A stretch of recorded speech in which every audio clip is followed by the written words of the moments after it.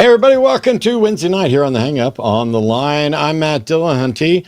I got a buddy in here with me today for the show like always, but first I got to start by saying some stuff. Hi, I didn't want to do a show about trans issues today, and I'm not really going to. I am going to address it in a little bit, but I'm doing it in the context of a broader issue. You see, I lost a friendly acquaintance today. Maybe I would have said I lost a friend today if you'd asked me a little previously, because in our private interactions and everything was always very friendly, buddy, hey, is your girlfriend got a girlfriend type stuff and things like that. Anybody, I'm single, you got anybody to date? I get messages like that and other stuff. But it was, it's cordial. And he's been a guest here on the show. And I've now unfollowed him on social media. I've already called out Dawkins for his transphobic content and Sam Harris for attempting to throw trans folks under the bus and or trans allies under the bus and blaming the election results on them. And so today I'm calling out another one. In this case, it's the author of Alpha God and previous guest on this show, Hector Garcia. When you see your atheist acquaintances, and I put atheists in quotes not because they're not atheists, but I mean, that's the category that we're putting people in. When you see your atheist acquaintances, who you think are reasonable allies and skeptical humanists, start posting things like, the woke left cancel culture mob wouldn't shut up about the incredibly unpopular trans issues, you can be pretty confident that they're about to take the mask off and start saying the things that they think might get them canceled. So they want to preemptively do I'm about to get canceled. Even though there is no cancel culture, there's accountability and active decisions being made about who you want to let in your house, who you want to put on your show, who you want to let into your inner circle, who you're willing to stand next to in a fight for rights. That's what started happening with Hector, and No Illusions called him out. And I commented a couple days later, and it blew up really quickly. You see, because Hector wasn't actually making any arguments, and that was his defense. He was just asking questions. He was just posting memes. He was baiting people constantly so that he could cry, look at the woke mob making me a victim for just asking questions. It's all incredibly dishonest. And when I called him out for whining unjustly, his response wasn't to argue or to point out where I or anyone else was wrong, because that doesn't happen. It was to reply with a rough quote of, anyone can market outrage and hang up on people. That was his way of dismissing me.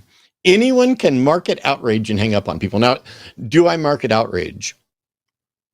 I don't think so. But you could make a case that the Line and all these networks, anybody who's putting up clips or talking about things, that we are in some sense marketing outrage, and definitely a hang up on people. You're literally on the show called The Hang Up. And yet that's not remotely an accurate description of all that happens in the course of the 20 plus years of activism that I've been doing. But that's how he decided to dismiss me. It's an inaccurate personal attack that isn't relevant to the topic and is only a way of misrepresenting and dismissing my life's work. Never mind that I have a personal channel with nearly 200,000 subscribers, which, by the way, when I say nearly 200,000, we're within like 700 or 800. So if you haven't gone over and subscribed, I don't know how you found me on the line, but you should go over to my other channel and subscribe so I can cross the 200,000 mark. But the important thing is that I built up a channel with nearly 200,000 subscribers that didn't pay me a penny until 4 months ago. And the content on that channel is educational, informative. It's debates, debate reviews, various topics. I don't do clickbait. I don't market outrage. I teach and I comment, and I built a significant following, despite the fact that YouTube wasn't promoting it because it wasn't monetized. I think that's an impressive feat. And it's one of the reasons why I don't mind that it's monetized now. For years, I didn't want anybody to say that, oh, Matt's just doing this for the clicks. And you know what? They said it all the time anyway. Matt's just doing it for click, for the money. Woo, woo, woo, woo, woo. When I used my life savings and all my vacation from my previous job to do this work so that people didn't have to pay me. But we're in a new era now. Never mind that I've done more respected public debates against significant opponents than he or his ilk have ever done. Never mind that I'm actually standing up for what is right rather than what is convenient or palatable or marketable. I'm marketing outrage and hanging up on people, and anybody could do that. Cool. Go do it. And if that's what I am and what you think of me, I don't think you've been thinking that of me just since this morning when we had a disagreement. You must have been thinking about this for a while. And if that's the case, why did you repeatedly ask to be on the show, Hector? Why would you repeatedly ask to be on a show with someone that's just an anybody marketing outrage and hanging up on people? You sure seem to have a good time. We were all friendly right up until you started posting your trans stuff. If that's what you thought of me, why did you send me messages acting like you were my friend?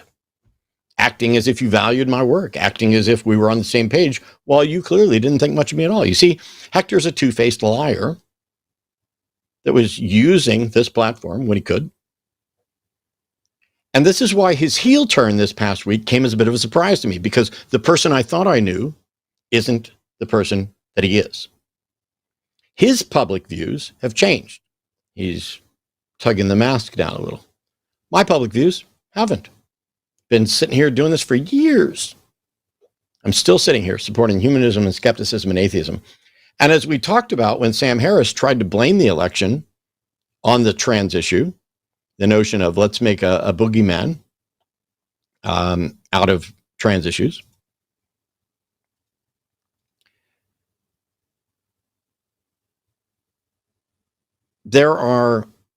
It's simply not true. So first of all, Kamala never mentioned trans folks in any significant fashion, never mentioned or addressed trans issues, and had no real positions or proposed legislation on that subject. As a matter of fact, trans folks kept going after her. When are you going to stand up?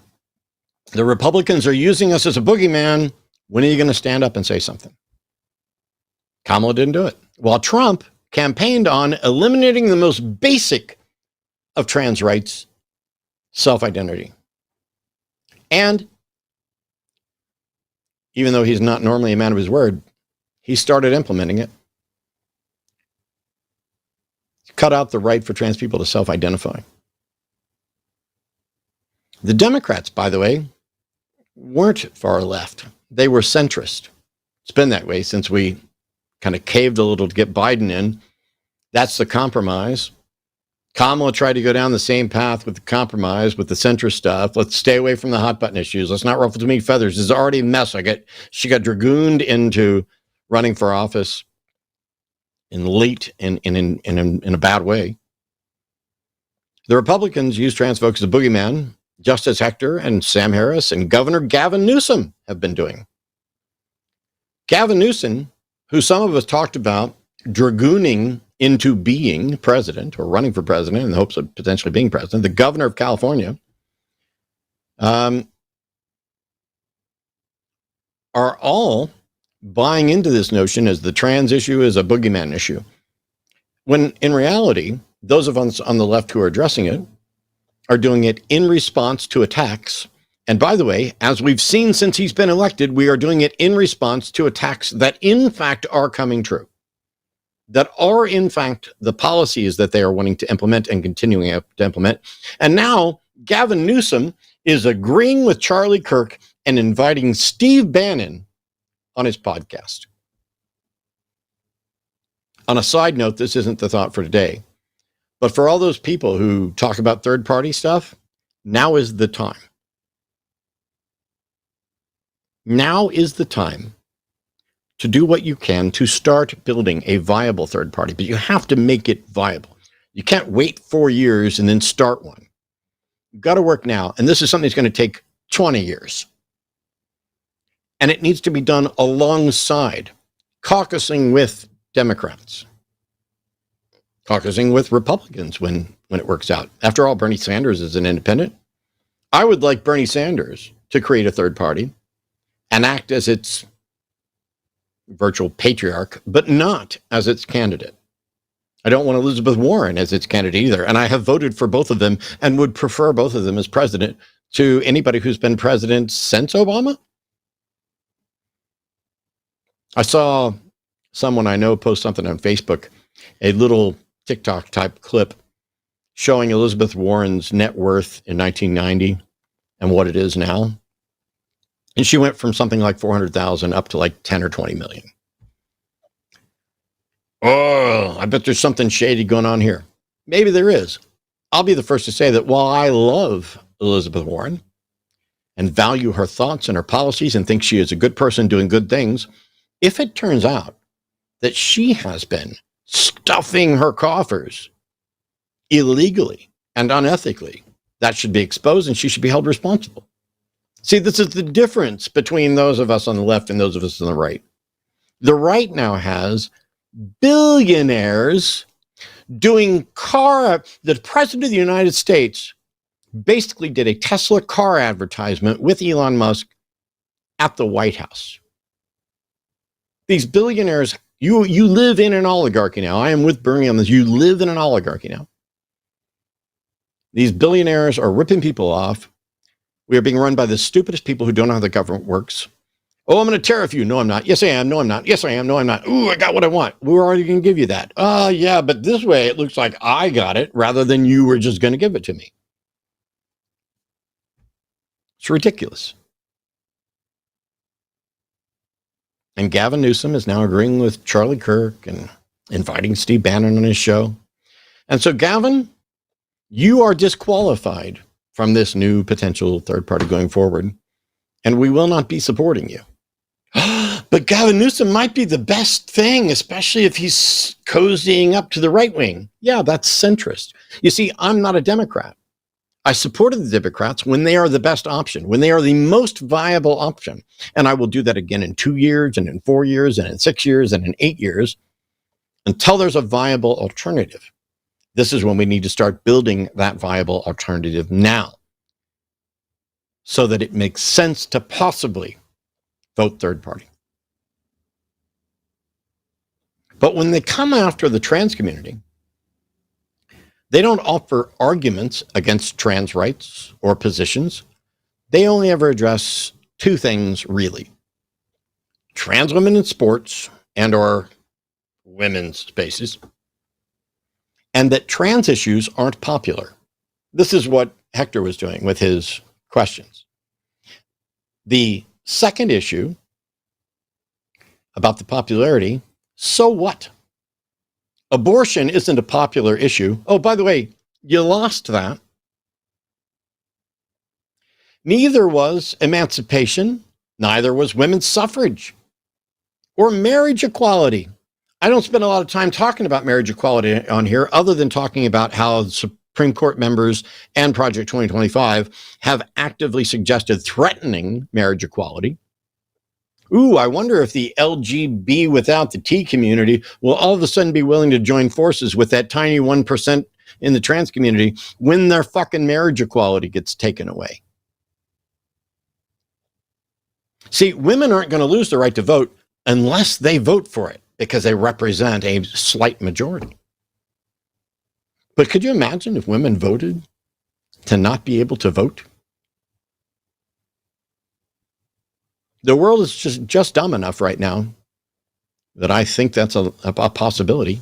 I don't think it's likely anytime soon. I don't think it's going to come up for voting anytime soon. And you may not need to because we'll just take away those things without doing it on paper in the same way that we denied abortion access through trap laws before they outlawed it, before they sent it back to the states, before they made it virtually impossible, if not outright illegal. You have to fight for the unpopular positions. You have to know when and where to compromise. But if you keep moving to the center, that's not a compromise that leads to a better future with regard to human rights. The interesting thing is that the Democrats had the better platform, better economic platform, and the better human rights platform, and they still lost. But on this issue of trans rights, the one they talk about the most is trans women in sports. Here's an image that Hector shared. This is an image from NCAA basketball. And he basically asked something along the lines of, is this helping or good for the LGBT community, et cetera? And yes, it is. But what's happening in this image? First of all, Hector's decided to use this image to implicitly make the "we can always tell" argument. This thing here is anybody can look at that. Oh my gosh, that's a trans person. That gets you the shock value.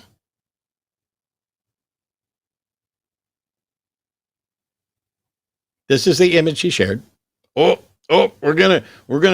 can always tell. The question is, what's going on here? Is this good? Is it bad? Do we have any assessment? It's just a picture. And so we're just asking questions. But if you dig a little, you'll find that this individual, Ms. Ludwig, not only played college basketball in the 1980s, pre-transition, but this is her at the age of 51, back in college. She's 6'7", and the team was happy to have her because, and they said, who wouldn't want somebody 6'7" on their team? Now, we don't know what's going on there. There's no context presented. So how can you ask a question and then do the how? Hey, I'm just asking questions. On the court that season, she played in 19 of their 28 games. She averaged 13.2 minutes per game.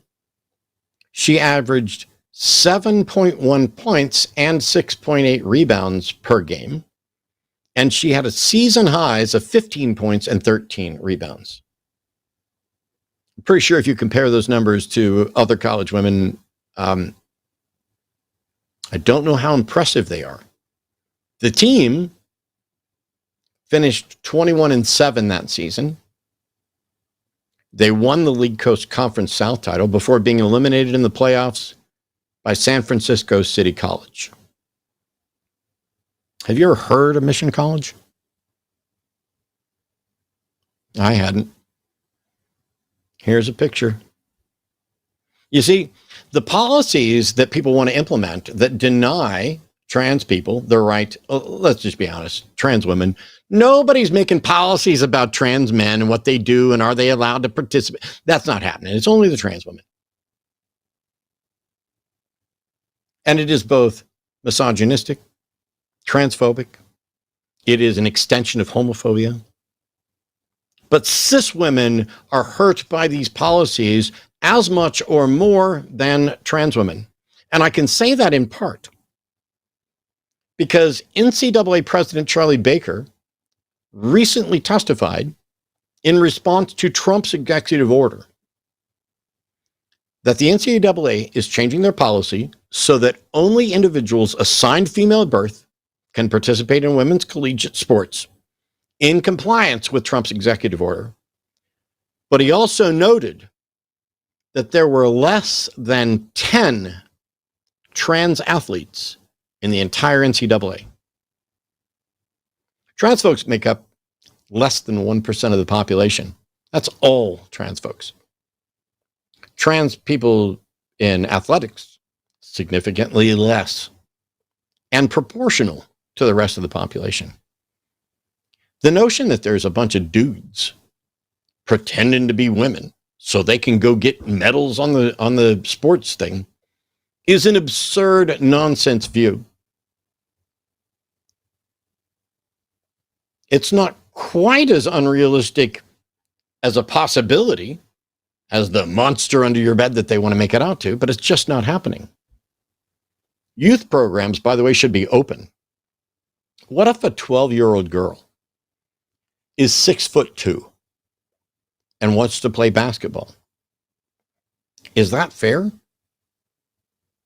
I didn't tell you whether she was cis or trans because it doesn't matter. The part that's unfair isn't whether or not she's cis or trans. She's 12. The part that matters is that she's 6'2". And whether she's trans or cis or has some form of gigantism or hormonal imbalance or just grew, boom, shot up and got to her crazy tall height in no time, does it matter if she's cis or trans? Isn't it just the height that is potentially unfair? And would you prevent her from playing alongside other 12-year-olds? This isn't March Madness. This isn't profession. This is 12-year-olds we're talking about. Well, if she plays, then my 12-year-old girl won't be able to participate. Really? One person on the team, a couple people on the team, maybe. I mean, there's only 10 in the entire NCAA, but all of a sudden, your kid isn't going to get an opportunity to rise to the top to be a college basketball player because there's somebody on the team who's better? That doesn't make sense to me.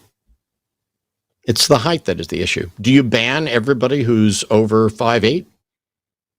What if they can't even walk? What if they're unable to walk? And now their height's not even remotely unfair. That shocking image is only shocking because of your bigotry, your bias, your ignorance. And it's the same that I have and the rest of us have.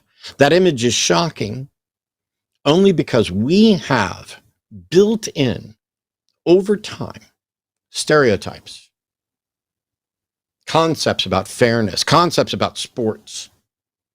And something about that makes us tweak a little bit. Now, like I was saying, Democrats in this last election had the better economic platform and they had the better human rights platform. How could they possibly lose? Well, people were misinformed and or did not care and or did not accurately understand either the economics platforms or the human rights platforms. That's why. And so all the people out there playing, armchair quarterback, Monday morning quarterback after the election, Sam, Hector, etc., Anna Kaspari, and all the rest of them, I'd like to know who's getting canceled and by whom. Who is the woke left mob? Who is the woke left cancel culture mob? Am I part of it? Is it the line, the network? Why is accountability for what you say, if you're going to say it publicly, being viewed as a negative? Why are the people, or who are these people, who are the far left trans mafia? And who did they manage to run off? Some folks opted for third party because they voted their ideals rather than a rational best choice to protect us from the worst option. Gallup polls, though, show that despite what Sam suggested and what Hector was just asking questions about, trans issues were virtually at the bottom of the positions that were important to registered U.S. voters. You know what was more important than trans rights to voters in polls? The economy, democracy in the U.S., terrorism and national security, types of Supreme Court justices the candidate would pick, immigration, education, healthcare, gun policy, abortion, taxes, crime, distribution of income and wealth in the United States, the federal budget deficit, foreign affairs, situation in the Middle East between Israelis and Palestinians, energy policy, relations with Russia, race relations, relations with China, trade with other nations, climate change, and then transgender rights. And that's from the Gallup poll. What other issues did they forget to ask about that might have also scored higher on the list than trans rights? How dare you come after a tiny portion of the population and the people who are actively trying to protect them from being demolished, extinctified, which should be a fucking word, and further marginalized by suggesting that their issues and anybody who supports them is why we lost the election. There isn't a we. You're not part of the rational, compassionate, humanist left. You're a part of some centrist, let's compromise left. And you know what? I'll vote right alongside you as long as it's the better option that is viable. But how dare you suggest that the trans community or the people supporting them lost the election when all of the data suggests you're full of shit and you're living in a world created by the Republicans to fearmonger and get you and everybody else to say, oh, that's what did it. Look at all these people in my community who just won't shut up about trans stuff. Yes, how dare someone repeatedly say ow while they're being hit?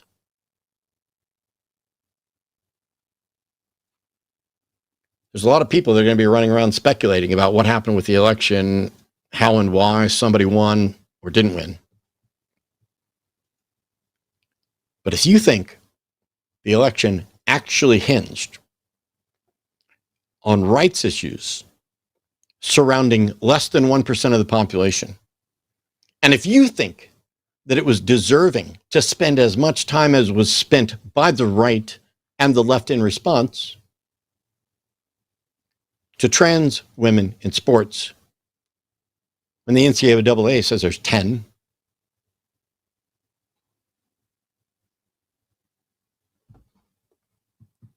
you are an irrational, uninformed person who is probably more to blame than the people who are just sitting here saying, you know what? I'm not going to let you take these people and make them disappear because you don't think it's fair in this little narrow thing over here. Who the fuck are you? The sports organizations have already started dealing with this issue for years, many years, and are coming up with the best policies. And yet you want to say trans folks and those supporting them lost the election. Prove it. Stop making your fucking bullshit just asking questions things. Stop posting your sensationalized pictures and actually make a case. Because much in the way that there aren't videos out there showing how and why I'm wrong, just that I'm marketing outrage and hanging up on people, or that I'm dumb or whatever else.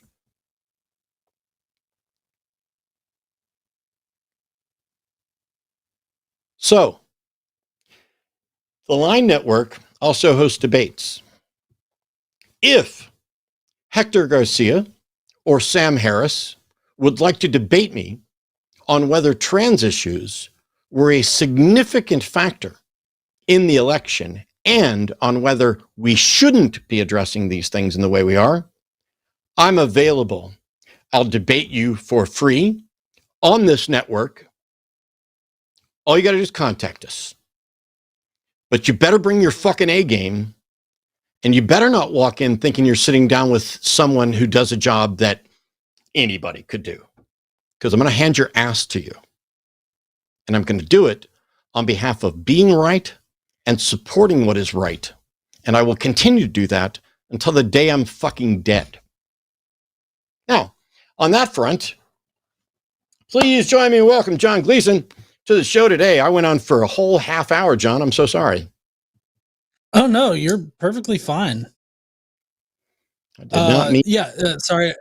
I made sure I was making sure that I wasn't muted. No, you're perfectly fine. I think that it's I think it like whenever the anti-trans like bills or anti-trans issues get brought up like in the public space, I always find it's rather weird that the Republicans always create situations that are the problem that they perceive already, like with trans women and trans men in sports. I mean, they're essentially wanting to create a system where trans men are going to have to compete against cisgendered women. That's already happened in a few situations. There was a an image that was floating around. It got recirculated again of a trans guy having in high school. They were he was transitioning and was being forced to wrestle against cisgendered girls, and it's because the state said you can't wrestle in the gendered class that you identify with. So they essentially forced a trans boy to wrestle cisgender girls. So they're literally out there in every case. They're literally creating the situation that they think is already happening. And but the thing is that they are creating the situation. Yeah. It is really strange. I know we're going to get a bunch of calls on this. As much as I'd love to hang out and visit with John for what would be the rest of the first half hour, I burned the whole first hour. So, but we've only got a couple calls on, and the first one, you know what? Let's just go with it. We've got Will calling from California, and Will says that trans women in women's sports is unfair. Hey, Will, how are you? Hey guys, how's it going? Cool. I'm doing all right. Doing good. Which sport? Yeah, I know that sounds terrible, and I want to start off by saying I'm all for trans rights. No, you're not. Kind of hung up on the no, the you're not. Thing. No, you're not. You can't be. Absolutely. No, Will, you cannot say you're all for trans rights and then say, but not their rights to participate in the sport of their gender. They should be playing in the sport of their sex, or have their own league. Why? What sport are we talking about? Darts? Well, I mean, darts isn't a sport to me, but I'm talking about physical sports. Darts isn't a sport to you? It's only one of my favorite sports. How can you say that darts isn't a sport? Have you ever watched the Darts World Championship? Is pool a sport? I mean, I can talk about each specific sport if you want, but sure, men and women can play darts. I'm talking about baseball. How about football, curling? Basketball, hockey, Oh, UFC. Baseball. Yeah. Okay. Why is it unfair? Because that's a man playing against a woman. That's completely unfair. No, it's actually not. See, when trans women participate in those sports, they are in fact women. So we're going by sex. No, we're going by gender, because sports the sex thing. Because the sex is also not binary, and it's not a relevant factor. Are there? In your view, let's use for this, just to be clear, Wills, just for the sake of this call. Yes. Let's use, this is bad. I'm just going to do it because I think you might be okay with it. Can we use male, female for sex and man, woman for gender? Just for this call. Yes. Cool. It's a bad idea. I just wanted to get clarity. Are there females that can beat males in the sports you listed? Yes, absolutely. Then how is it fair for them to for males to participate in sports where they might also lose and not have an advantage over females? I mean, just because it can happen sometimes doesn't mean it should be predicated on that. Just because one girl can beat, the worst NBA player doesn't mean she should be playing against men in the NBA. Is that what you think? Do you have a problem with women playing in the NBA? No, but it's just, they wouldn't make it in the NBA. No, but do you have a problem with men playing in the WNBA? Yes, that's unfair. Oh, why? Because it's a man playing against a woman. Yes, that's not an argument. That's a restatement. That's not an argument. Will, what expertise do you have in the qualifications needed to play basketball? Are you running college basketball or any basketball league at all? No, but I'd put myself in a position of a girl, and if I lost to a guy, I'd be pretty pissed. What's your expertise in sports? You just talked about it for 30 minutes. What's your expertise? My expertise is that I'm a skeptic, and I listen to the people who are experts in those sports, and I listen to the policies they've set and why. Because we understand from science that what sex someone may be and what gender someone may be are not only different, but may not be factors in whether or not they can fairly participate alongside others. And we also understand from ethics and game theory that you do not get to exclude an entire category of people based on some portion of that category. So my position is backed up by science and is supported by the experts who are making decisions on behalf of the different leagues. And yours is based on how you imagine you would feel if you were a girl that got beat by a guy. I rest my case.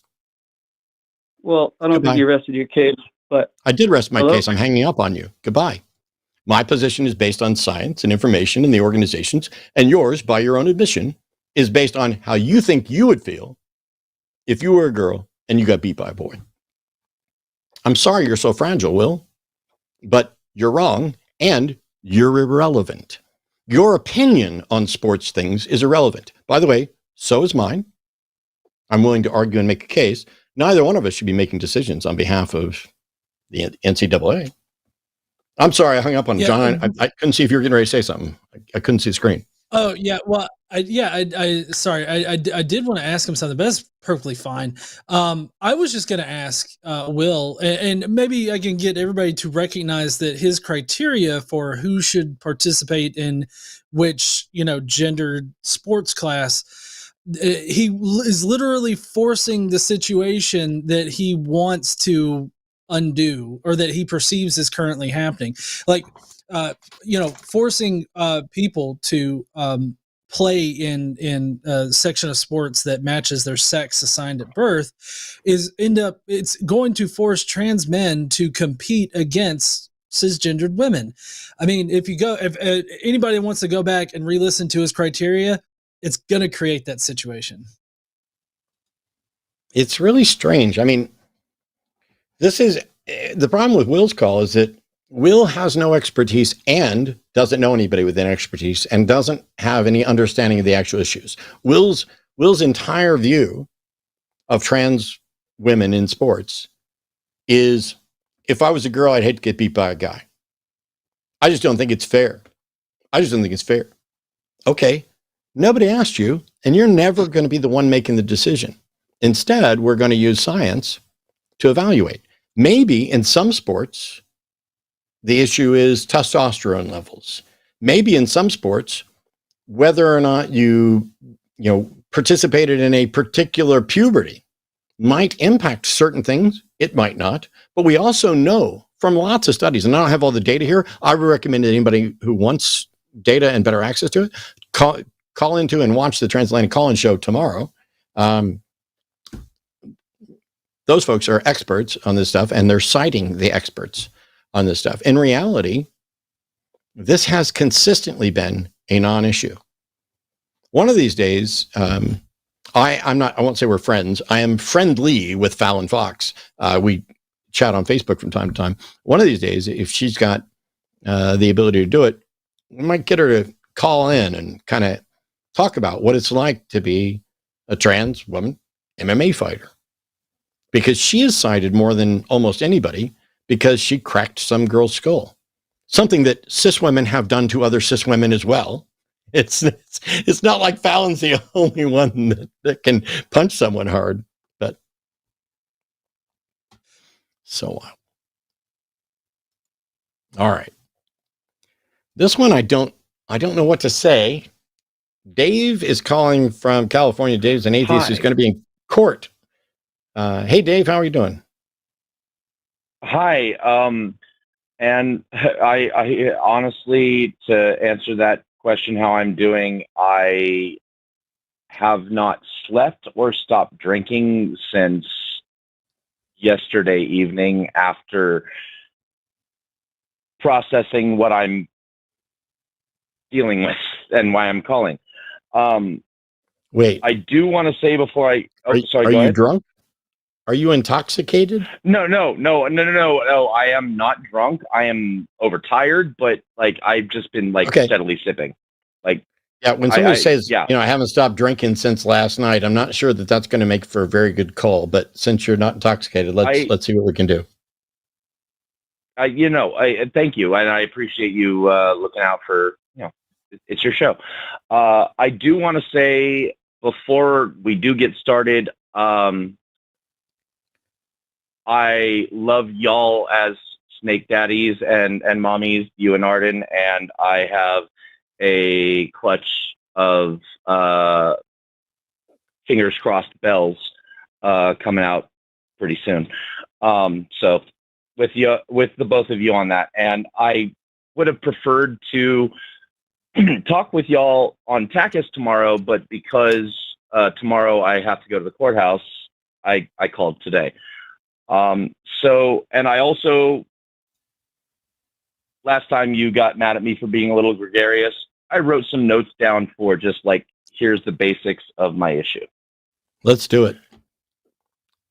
All right. So yesterday, my trans son told me that he wants to go on testosterone.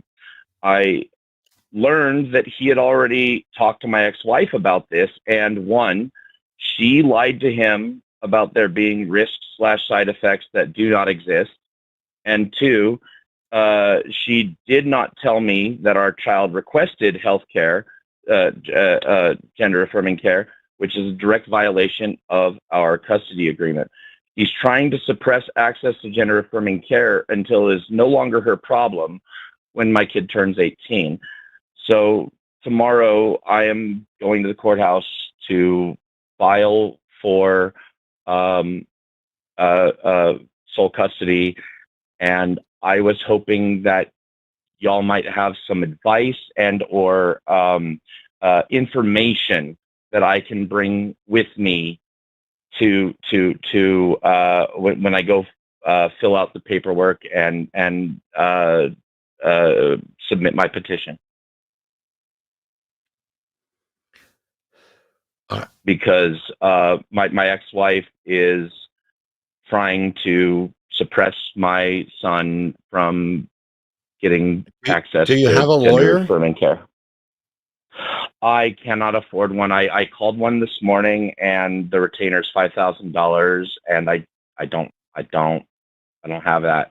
So I'm going to Family Court Services and just going to have them help me fill out the paperwork, and so I can just get it submitted on my own. But like, I want to have all the best information that I can possibly have before I go in there tomorrow morning. John, do you have any I don't, apart from getting a lawyer, I don't have any resources, and I've never dealt with this at all. Yeah, I've never dealt with something like this either. I definitely think that, getting a lawyer, or at least getting some kind of legal advice or help would probably be best. I mean, obviously, stop drinking before you go in. I don't think I'm gonna get some sleep tonight, I promise. Yeah. Okay. Other than that, I mean, I'm an engineer, so like I watch a lot of like lawyer shows and stuff, but there's no way I'd be able to give you any kind of advice on it. I mean, I hope that you end up, getting what's best for your son. And I hate that you're in this position. That's the goal, like, because, yeah. Have you contacted the Translegal Services Network? I didn't know that was a thing that existed. Okay. So, until you just said it. I didn't know it was a thing existed either. I'm about to bring up my notepad on my phone right now. I didn't know that it was a thing either until I Googled pro bono trans lawyer. Okay, so I've got my notepad up right here. Can you what is it you just said? Translegal what? Translegal Services Network. If you just Google pro bono trans lawyer, the first thing you get is Advocates for Trans Equality. Then the next link is translegalaidtx.com. So that's for Texas. There may be translegal aid elsewhere. And then there's transgenderlawcenter.org, which Arden linked to me as transgenderlawcenter.com. So it may be both. It's .org. I think I did wrong. I'm talking fast. I'm with you. Transgenderlawcenter.org.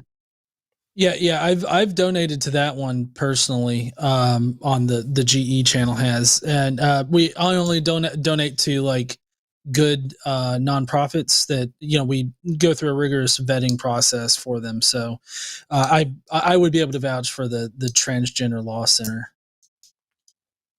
Yeah, I haven't used any of them, but this is what came up on a quick search. I'm looking at the Advocates for Trans Equality. The Trans Legal Services Network represents over 80 organizations across the country dedicated to provide name and gender change services. So that one may not be the best one.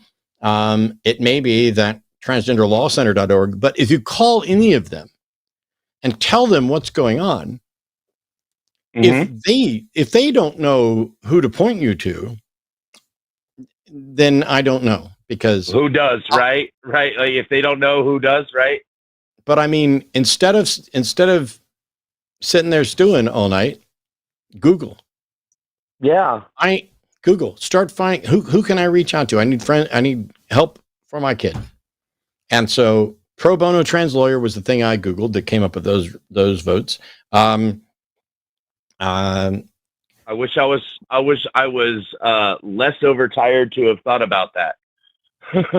Yeah, you can do all that. You put in other search results as, and now with AI searches, my first thought was to go to just like a men's rights law firm, and they said they wanted $5,000 retainer. They said I had a case, but they wanted $5,000 retainer. Why on earth would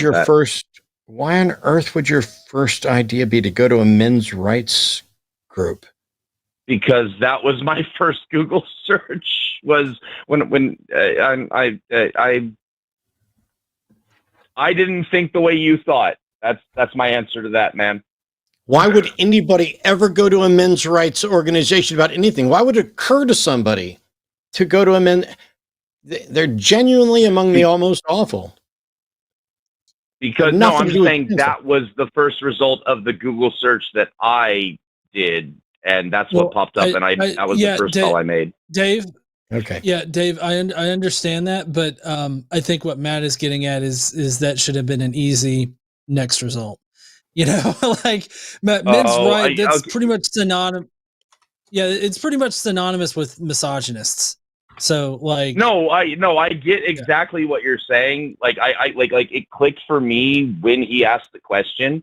It just was like but my answer was that's because that was the first pop up that I got, and I didn't think past that because I was just looking for, can I get representation on this? Can I get help? Yeah, exactly. I just Googled help with trans kid and got resources for families of transgender and diverse, transgender children and youth, understanding the basics from the Human Rights Councils. And there's familyequality.org, how to support transgender youth.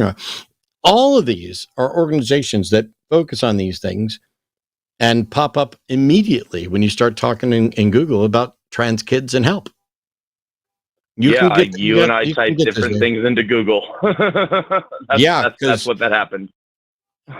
I don't know what somebody types into Google that gets them to the men's rights group, but there's some better Google searches. I was looking Dave. for legal. I was looking for family law help, not specifically trans stuff. So that's why. Well, when I Google family law help, I also don't get men's rights group. Specifically in my region also. That was the other thing. It was specifically a firm in like local. It was a local firm. Anyway, we've got you some new search terms. Yes, thank you. Links, so this already gives me a better place to go from here, and that was what I was calling in to get as a better place to go from where I was. And thank you so much. And I wish you all the best, scale babies, and fingers crossed that I get some blue-eyed Lucy's. Cool. Thanks, Dave. You can get this. Just go talk to some organizations that focus on trans issues, and they will hopefully direct you in the right place. Thank you so much. I appreciate y'all. Take care. Bye, Dave. All right. Oddly, we have another David, except hello. This David just says USA atheist none given wants to talk about trans science, but on a previous call also refused pronouns and want to talk about men's rights. So David, would you go to a men's rights group for information about how to, fight a custody battle over a trans kid? I'm afraid I don't know enough about that. I'd have to think about that. I'm definitely. That seems so situational too. Like it would depend on the individuals more so than like their gender identity or something. I don't know. I feel like that'd be more case by case kind of thing. Matt, this guy doesn't even understand what pronouns are, so I don't know why we would expect I know what him to pronouns have. Are. To me, it's an offensive question. No, it says That's none not given. what I So I want. mean, you obviously David. don't know. I want to talk about the science. Matt, can we talk about the science? David, first of all, I'm going to mute you since you won't shut up. You don't understand what pronouns are if you are offended by being asked, do you have preferred pronouns? The question is simply asking you, do you have preferred pronouns so that we can refer to you by your preferred pronouns? If you don't have any preferred pronouns, that's fine. But to say it's offensive to ask you means you don't understand what pronouns are. Okay, can we talk about the science, please? No, we're going to fix this issue. That's what I called to talk about those because I don't care what you called to talk about. I want to talk about this issue. Are you going to stay here and talk about it, or are you going to go away? There's some things about in science that you're getting wrong. Are you the one that called? Are you the one that called my moderator a bitch? Are you the one that called my moderator a bitch while screening? Acting like that, but again, you're changing the subject. Can we talk about? Are you the one that called my moderator a bitch while she was screening you? Talk about science. I called to talk about. I'm going to mute you. I'm asking you a yes or no question. You have either yes or no. Are you the individual who called our screener a stupid bitch while she was call screening you? And that's a yes or no question. Yes or no? This is why you lost the election. Yes or fucking no. People that otherwise would be on your side. I'm going to ban you. Okay, David. I do listen to people. I've listened to people for 20 fucking years. What I'm not going to do is engage with ignorant fucking bigots. I'm asking you a yes or no question. You will only say yes or no. And if you say anything else, the call will end. Are you the individual that called my call screener? I'm going to mute you. I'm going to unmute you in a second. Are you the individual who called my call screener a stupid bitch? Yes or no? I'm unmuting you now. And if you say anything other than yes or no, I will not just drop you. I will ban you by your phone number forever from all of the network. Here we go. Yes or no? Know the science. You do not get the science right. You guys are wrong about the science. Okay, David, you are officially blocked. You sat there and talked the whole time. I'm banning you. I'm clicking ban caller right now. Go get yourself a new phone number. Damn.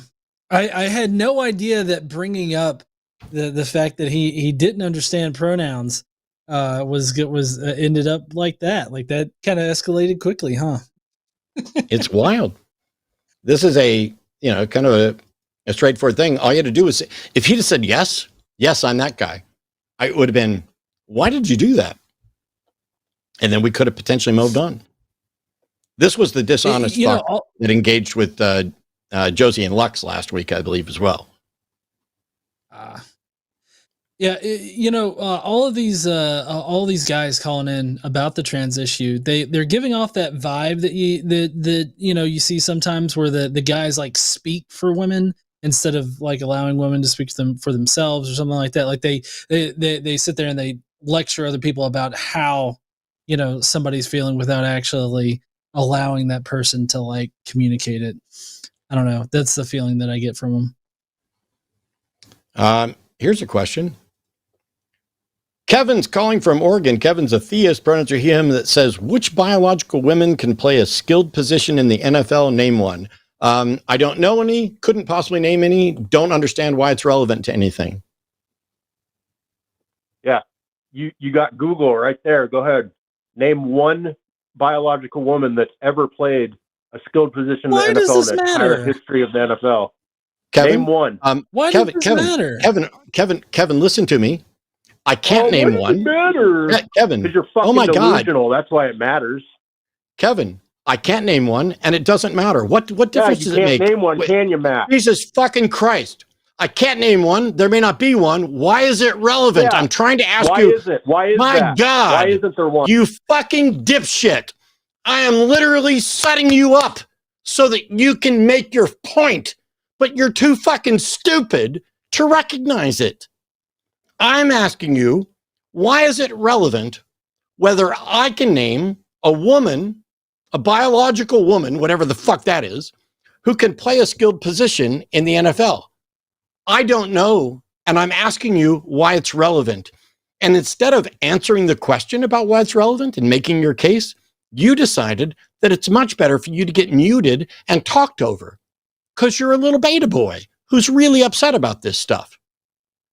At no point did any of us say that there are women who would be able to compete in the NFL. I'm just saying I would allow it. I don't know whether they compete. I don't know if there's women. I don't think there's women, generally speaking. I don't know that any of them tried out for the NFL. But there might be trans men and trans women who might play in the NFL. There could also be cis women who play in the NFL. But the fact that we don't have a cis woman competing in the NFL is entirely irrelevant to whether or not trans women should be able to participate in women's sports. See, you're talking about the NFL, a men's sport, ostensibly, and that there aren't any women in it. That's like saying, hey, we don't want trans women playing women's sports. So I'm going to talk about why there aren't cis women in cis men's sports. It's bizarre. I set you up for an opportunity to explain. So I'm going to ask you the question. I'm going to make it really easy. Why does it matter to the subject of trans women in women's sports? Why does it matter whether or not there are any women who can play skillfully in the NFL? Try again. It matters because it exposes your delusion. How does it expose my delusion? You're trying to pretend there's no difference between men and women. And the No, I'm NFL and the NBA makes it.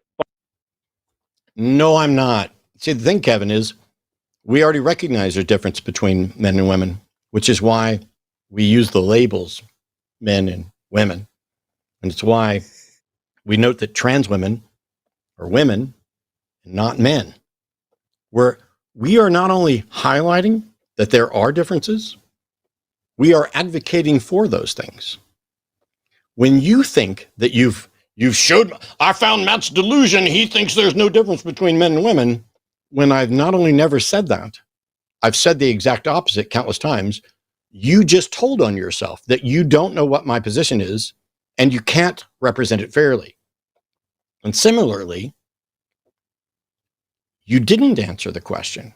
The question was, with regard to trans women playing in women's sports, how is it relevant whether or not there's a woman who can play a skilled position in the NFL?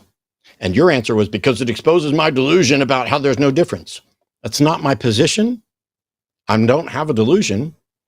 You, though, couldn't argue your way out of a wet paper bag, because whether or not there are women who currently can play a skilled position in the NFL or ever could play a skilled position in the NFL is completely irrelevant to whether or not trans women should be included in women's sports.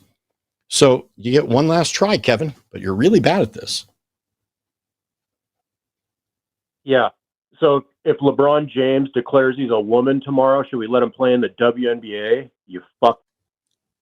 Oh, I muted you before you got to your little fucking, you fucker. So if LeBron James says he's a woman tomorrow, you've already made a mistake, because that sentence should say, if LeBron James says she's a woman tomorrow. So you already started by misgendering your fictional LeBron James. But if LeBron James comes out tomorrow as a trans woman, then we should respect her. And it would be up to the WNBA as to whether or not she would qualify to play alongside women in the WNBA. They are the ones determining what is or isn't fair for that particular sport, and it's based on science. So stop misgendering LeBron James and start making arguments that aren't built on straw men, and make a case for why this last chance, seriously, last chance. Why does it matter to trans women in women's sports whether a woman can play in the NFL or the NBA? Why does that matter? The question is fucking stupid. You sound like a fucking idiot. Anything else you'd like to say before I hang up on you, Kevin? I didn't think so. You know, when they call in and say, oh, you guys are wrong on the science, and then they don't present any science. You guys are delusional and think that there's no difference, when that's not what we think or what we said. And their only argument is, the question is fucking stupid. Thank you. Thank you. I'm sorry that you don't understand the science. Go ahead. Yeah, there's literally no point in talking to somebody like that. Like, I can appreciate somebody that is very I guess vigorous in their argumentation, but I mean, like, you actually have to have argumentation. Like, you can't just have this whole dude bro attitude and think that you're just going to scoot by on it. It's so weird because this is really simple. This shows the inability of the average person to understand and evaluate and present a logically valid and sound argument. I'm getting ready to do a video series on my channel that will be cut up into shorts with really simple shorts of here's what a logical argument is, premise, conclusion. Here's how they can, all kinds of stuff like that. Here's this fallacy. Here's why it's important. Here's how to recognize it. I'm going to be doing that as the next kind of big project for the Atheist Debates thing, to create a little micro encyclopedia of shorts related to logical arguments. But Kevin represents a particular version of toxic masculinity combined with someone who has no ability to evaluate or construct arguments. Because there's nothing about trans women in women's sports that is in any way impacted by trans or cis women in the NFL or the NBA, in ostensibly men's sports. Those things are completely different. It's like saying, hey, why shouldn't I buy a new Corvette? Oh, well, you definitely shouldn't buy a Tesla. I agree. You definitely shouldn't buy a Tesla, but that has nothing to do. See, logical arguments, I'll just go ahead and give you a little sneak peek. Logical arguments, logical syllogisms have major premises and minor premises and connecting terms. All men are mortal. Socrates is a man. And then they reach a conclusion by saying, therefore, Socrates is moral. The major premise, minor premise, and the connecting term. This is how we build arguments. It's not the only structure, but it's one of a variety of valid structures. Valid structures mean if the premises are true, or if you accept the premises, you have to accept the conclusion or you're being irrational. That's it. If your argument doesn't even include the terms that we're using, trans women, women's sports, and instead you do cis women, men's sports, there is no connecting term. Your premise does not address the subject we're talking about at all. I might as well say, how do you know Jesus existed? And then you say, well, God is good. Okay, I don't know if there's a God. I don't know if God is good, but what the fuck does that have to do with whether or not Jesus existed? You have to focus on the subject. All right. Hey, we have calls that aren't about trans issues. So Anthony's calling. Anthony's an atheist from, is it Nebraska or is that short for New England? Who wants to talk about falsifiability and the burden of proof. So welcome, Anthony. You're on with Matt and John. Matt, John, what a pleasure to speak to you guys. Thank you for having me. Thanks. So I was just I was listening to some videos the other day. Now, pardon me, I wasn't nervous before I got on, but now I'm a little nervous. So I've heard you say before, Matt, that falsifiability and like a hard A or soft A atheism depends on which God we're discussing. Is that correct? Well, of course. Yep. Okay. So when it comes to like saying the God doesn't exist versus there is no proof or no evidence, when we're talking about a Spinoza style God, perhaps. Up. Okay. Sorry. Correct me. You already disconnected things. You're comparing God does not exist to there is no proof. What you should be comparing, because you're kind of using the hard and soft atheism, is there are no gods. That would be hard atheism. To I'm not convinced that gods exist, which is the soft one.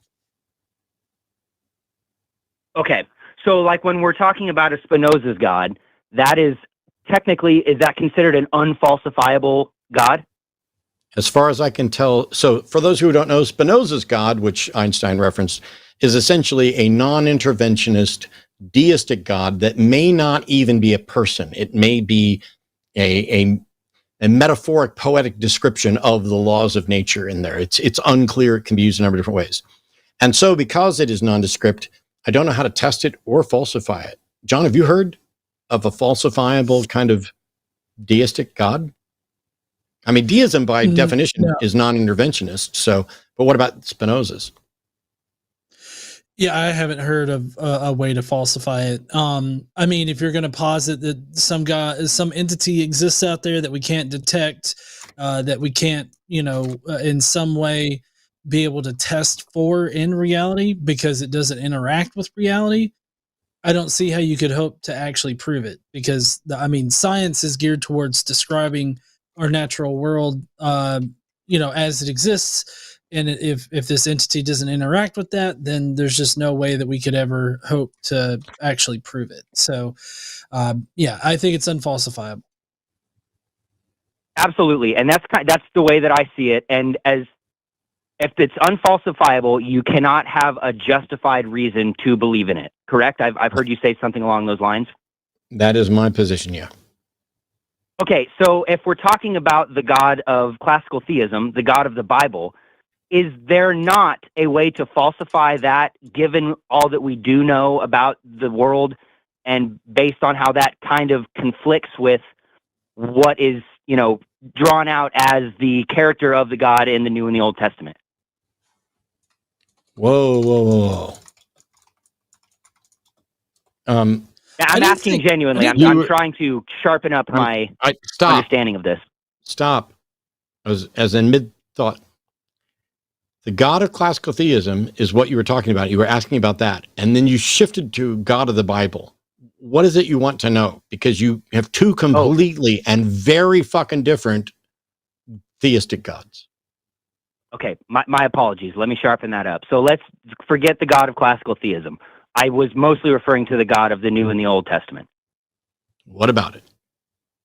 I was just curious if, since we know so much about the natural world, if that God becomes falsifiable based on the facts of our reality, because it is given certain characteristics and certain aspects that, given what we know, does that make that God falsifiable? How would you falsify the God of the Bible? So does it not say that the God of the Bible made the earth the earth is less than 10,000 years old? No, it doesn't. Oh, okay. So the way that I was going to try and go with that was, if we know the earth is not, obviously, it's older than that, is that considered a way to falsify? But obviously that doesn't work. That line doesn't work. Yeah, the Bible doesn't give an age for the earth. Okay. There was a bishop that calculated it down to something like October of, some date ages and ages ago. But that they got that from adding up all the ages from the begats and all that stuff. It's an inference, and it is based on, in part, a literal reading and saying we don't get to even think or consider something else. But in addition to literal young earth creation views about the Bible, there are also day age views about the Bible. It is an interpretation that in Genesis, and because there are verses that say for God, a year or a day is like 1,000 years, or 1,000 years is like a day. When they say on the first day God did this, they can just say that the Genesis account of creation is talking about a big span of time, but it's poetically describing it as days, not literal 24-hour days. And so as soon as you allow for that, what you have is there is no God of the Bible.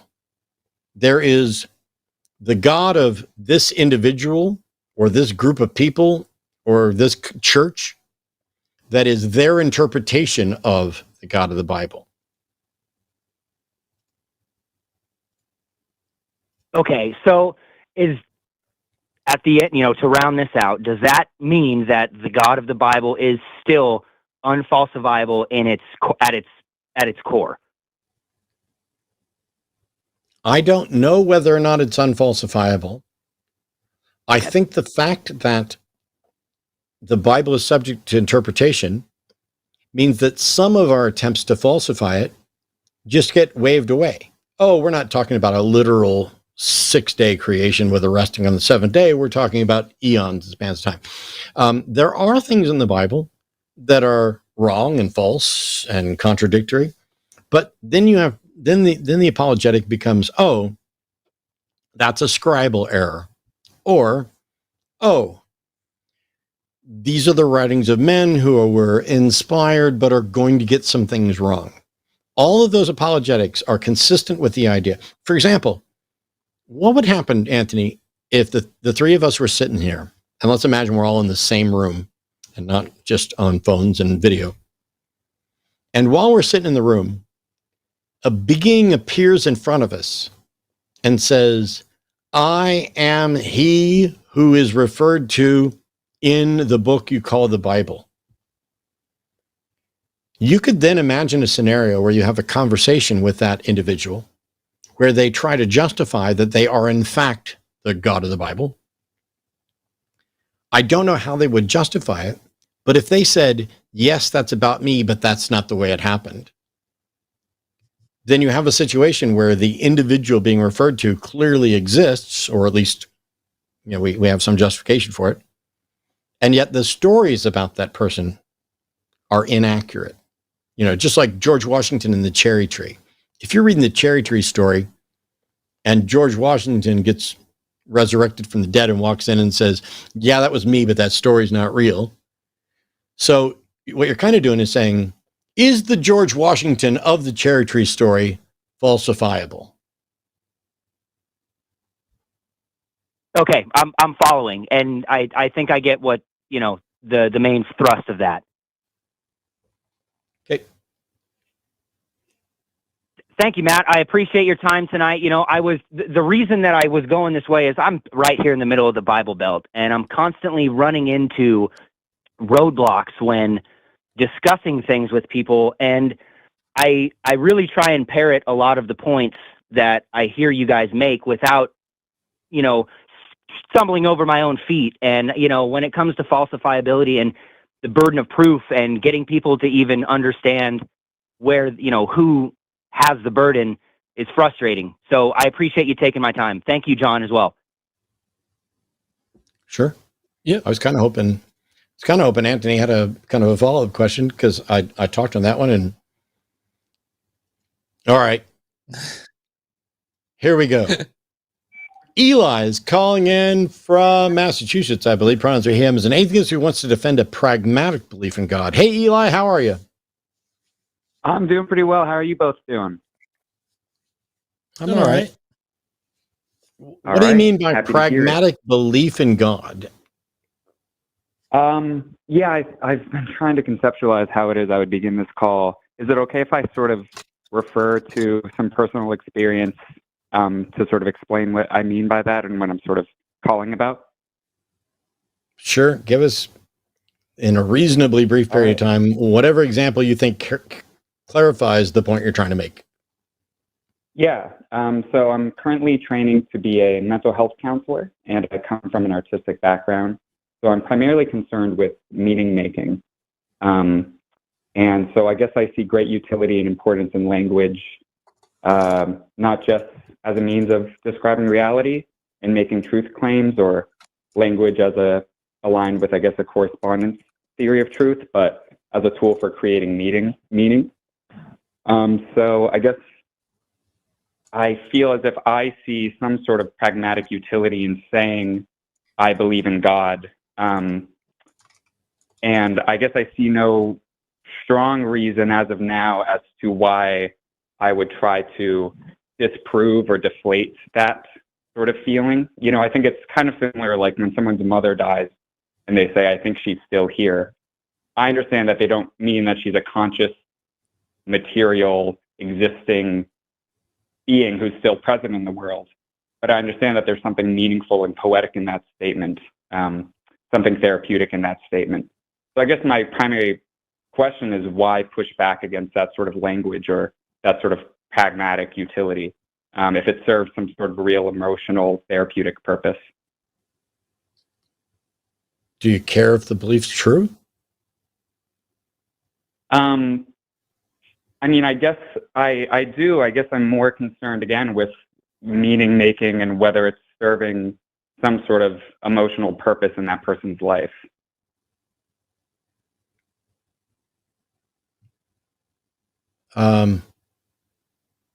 I only care about whether or not it's true.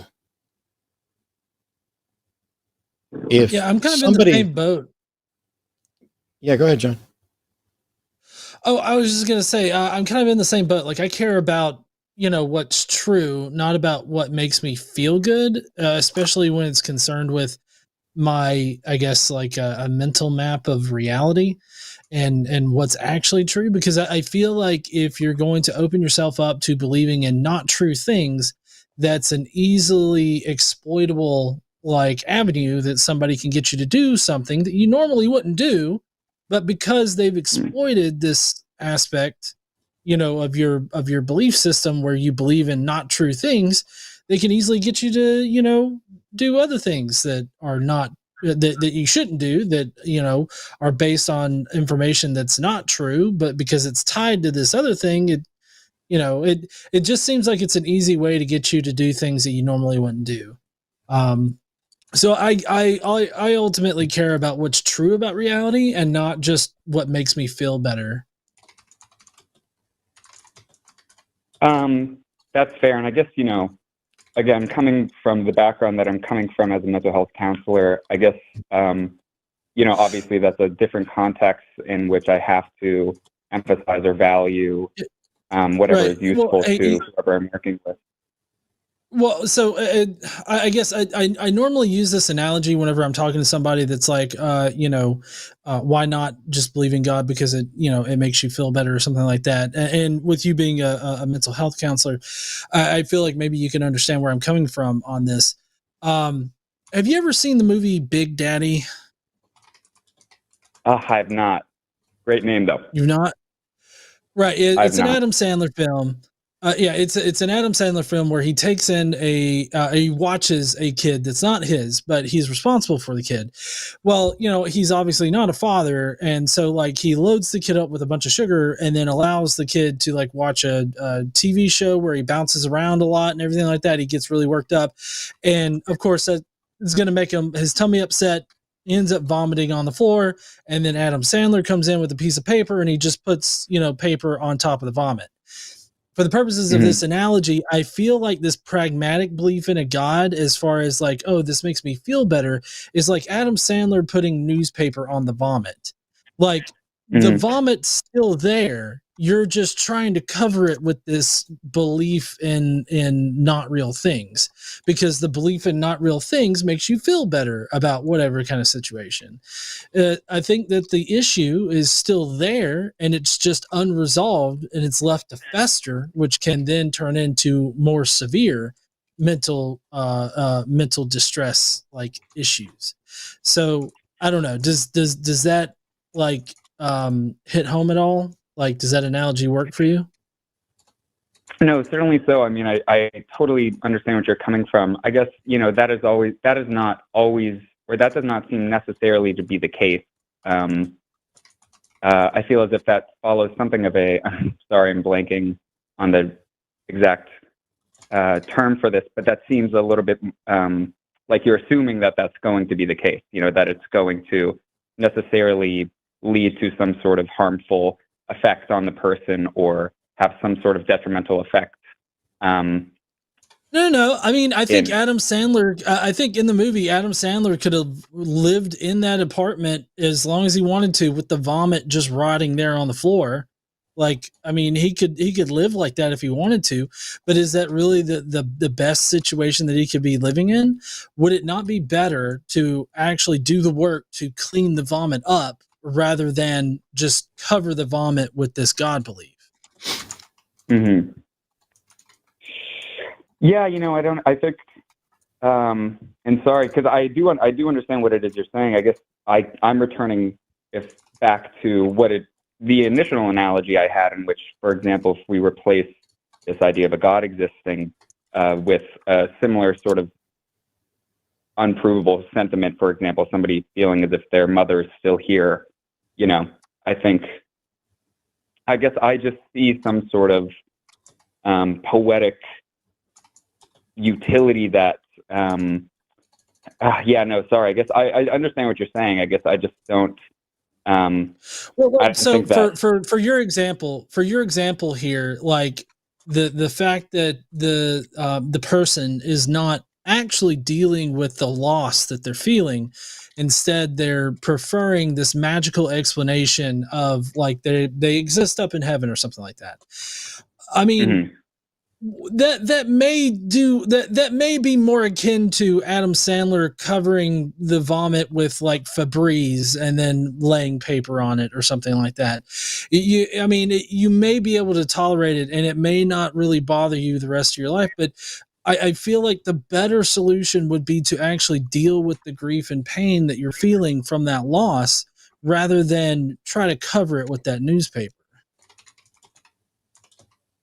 Yeah, I guess I said, and I guess returns back to pragmatism in that it's like, I think if somebody were to say, for example, like remaining with this metaphor or analogy that, my mother's still here, it's not as if, again, that they're making an empirical claim about their mother's physical presence. If anything, again, it's just an expressing some sort of emotional or existential reality, and that reality is one that I think is useful to sort of to who's ever dealing with it. Similarly, if somebody says, "I believe in God," I think that there's a certain emotional and enduring impact being conveyed there.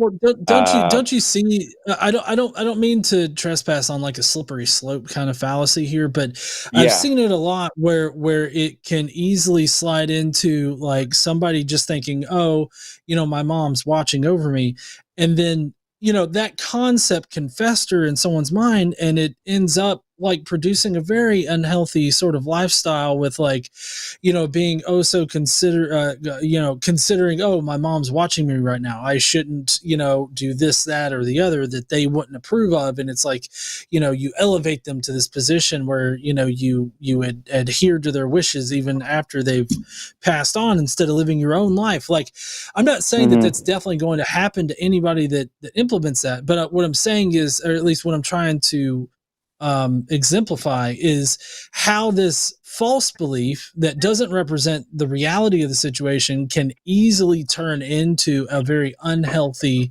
sort of lifestyle. And that's what I'm talking about when I say that you could potentially it could potentially cause some kind of bad situation for you, because like somebody could come along and try to exploit the fact that you think that your mom's watching over you, like, oh, you don't want to donate $5,200 to the church? Your mother would want that. She's watching you right now. Not donate to the church. So I mean, you understand how like it can be exploited, and I mean it has been exploited. Like that's not just some random bullshit thing. I've living in the South, like I've heard that kind of shit, before. Not that exact thing, obviously, but I'm saying shit along, that lines. I've heard that several times before. So, that's what I'm advocating for, is just that this misunderstanding of reality, or this believing in false things about reality, can definitely cause harm in your life. And I think that mitigating that sooner rather than later is probably the best situation. I guess, I guess that is the best situation. And I think something that I find that I sort of perennially struggle with, again, coming from the context of a mental health counselor, is that on an individual basis, it can be the case that this can possess some sort of therapeutic or pragmatic utility, and may not evolve into that sort of magical thinking, or sort of, I guess, moral stagnation or behavioral stagnation. And I guess, one response that I would have is that I would, concede that historically religion has been the more exploitative factor, and has been the one that has led to, detrimental effects on someone's finances, for example, like you said. But that also seems possible with something like an atheistic belief. If we're going to get in this game of like, this belief could lead to harmful effects, there is a potential that I can conceive of somebody, totally deflating any sense of, I know I keep returning this kind of vague word of like, but, someone may deflate any sense of poetry or sort of metaphoric or pragmatic meaning making in their life, and just sort of reduce their beliefs or their worldview to a strictly materialistic one. And that may, for certain individuals, result in a more nihilistic or less fulfilling life. Well, yeah, but I don't think that that's an issue with atheism. Like, atheism is simply just not believing in a God, and I don't think that a God is necessary for you to, like, experience beauty in the world and all that. So I think that you're maybe misplacing it, because, like, this I feel like removing God from the situation can highlight other issues that somebody might have. Like, if somebody is that kind of nihilistic, where they suffer from, it sounds like the situation you're discussing here is like somebody that suffers from clinical depression, who's a nihilist, and is probably is in need of help. I don't think that that's caused by atheism, though. Like, I don't think that having an atheistic worldview is causing this. I mean, if that were the case, then we wouldn't also see Christians and people of other faiths out there also suffer from clinical depression, and also suffer from nihilism. I say suffer from nihilism, but be a nihilist in that kind of fashion. So, I mean, I would think that you just simply wouldn't see that in, if it was because of atheism, but because it's, across the spectrum of religious belief, I don't think that religious belief is a factor.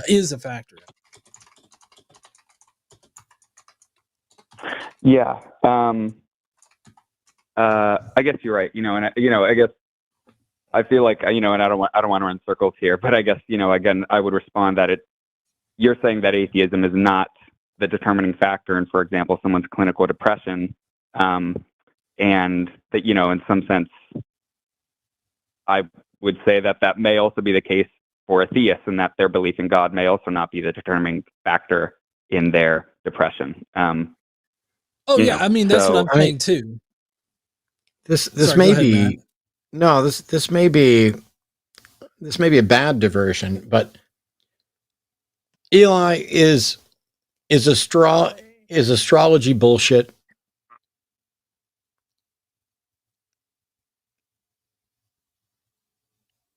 Oops, sorry, I think you may have cut out. Is astrology bullshit? Oh, is astrology bullshit? I know you're going to hate this response. I mean, yeah, I guess, again, I do not think astrology is correspondent to reality, but I would have a hard time labeling it as bullshit. Again, considering it could be pragmatically useful. Assuming that the word bullshit means something that is claimed to be true, which has not been demonstrated to be true, and for which there is good reason to believe is not true, would astrology qualify as bullshit under that definition? Yes. Cool. Would religion qualify as bullshit under that definition? Yes. Okay. I know atheists who like to mess with astrology and tarot cards and all kinds of bullshit because they think they might be able to get some meaning out of it. I don't know why they think they're going to get more meaning out of looking at tarot cards than looking at Magic, the art on Magic the Gathering cards or whatever, and just contemplating the picture and seeing where it leads them. But they do. And I fucking hate it. I think that anybody who calls themselves a skeptic, who is running around advocating for tarot for fun and astrology for fun, are being ridiculous and failing to recognize the harm that they are kind of propping up, perhaps unintentionally. I have no benefit or need for astrology or tarot, but some people like it. And I generally don't run around going, God, why are you doing that? Why are you, why are you advocating for something that you don't believe, but you do for fun, against people who do believe it? Here you go. There's that's a foil sword of War and Peace. This is blocking the camera. The War and Peace. So, no, it wasn't plowshares. No. The point is, it would be fine. Like if once upon a time there were people who did not believe that the Norse gods were real, and we could kind of use them as a nobody believes this anymore. So, ooh, hail to Odin. And now there's a whole bunch of pagans who are saying, no, that stuff's real, or it's at least metaphorically valuable, so it's real. And if you want to just you use something in metaphor and fun and, hey, is it interesting? Is it making me think about stuff? Cool. I don't tend to have a problem with that. But I also wouldn't do it for things that have large support amongst the general population as if it's true. There's a good chunk of the people who believe that astrology is true. There are a good chunk of people who believe that tarot is true, just like for religion. And I think there's a disservice to those people by pretending that, oh, yeah, no, I like that too. It would be like all of us here at the line just going to church and participating and giving people the impression that we also believe. Because if I go to church and I participate, it's not going to stand up and say, excuse me, pastor, what you just said is bullshit. That's not going to happen. And so merely by participating, I'm not saying, I've gone to church for weddings and funerals, and I've gone to church just to listen to the service, and I just sit there quietly and do my thing. And if somebody assumes that I'm there as a believer, I'd be happy to address that. But it's like saying, oh, I don't think homeopathy is real, and I would never encourage someone to take a homeopathic remedy over an actual remedy. But you know what? I like the flavor of that one little homeopathic pill. Well, go to the fucking drugstore and get yourself some Smarties, because that's all it is. So there's no medicine in there. And stop propping up the homeopathic industry. Now, I have tarot cards. I use them in my magic show, and I specifically use them to talk about how tarot is bullshit. I don't sit around and flip through tarot cards going, ooh, what's this one mean? Nothing. It's a piece of fucking cardboard with a picture on it. It didn't know it was going to be picked. Nobody knew it was going to be picked. It wasn't there to give a message to you. And if you act like it is, you are engaged in something irrational, which you're allowed to do. And so if it's comforting for people to advocate for the God, I guess I'm okay with it, but I think there are big problems. Yeah, I feel like, Eli, that you would arbitrarily draw a line where you would accept like these kinds of false beliefs and I guess argue for the usefulness of them. Because, like, for instance, how do you feel about faith healing beliefs? Like, do you think that those are pragmatically beneficial at all?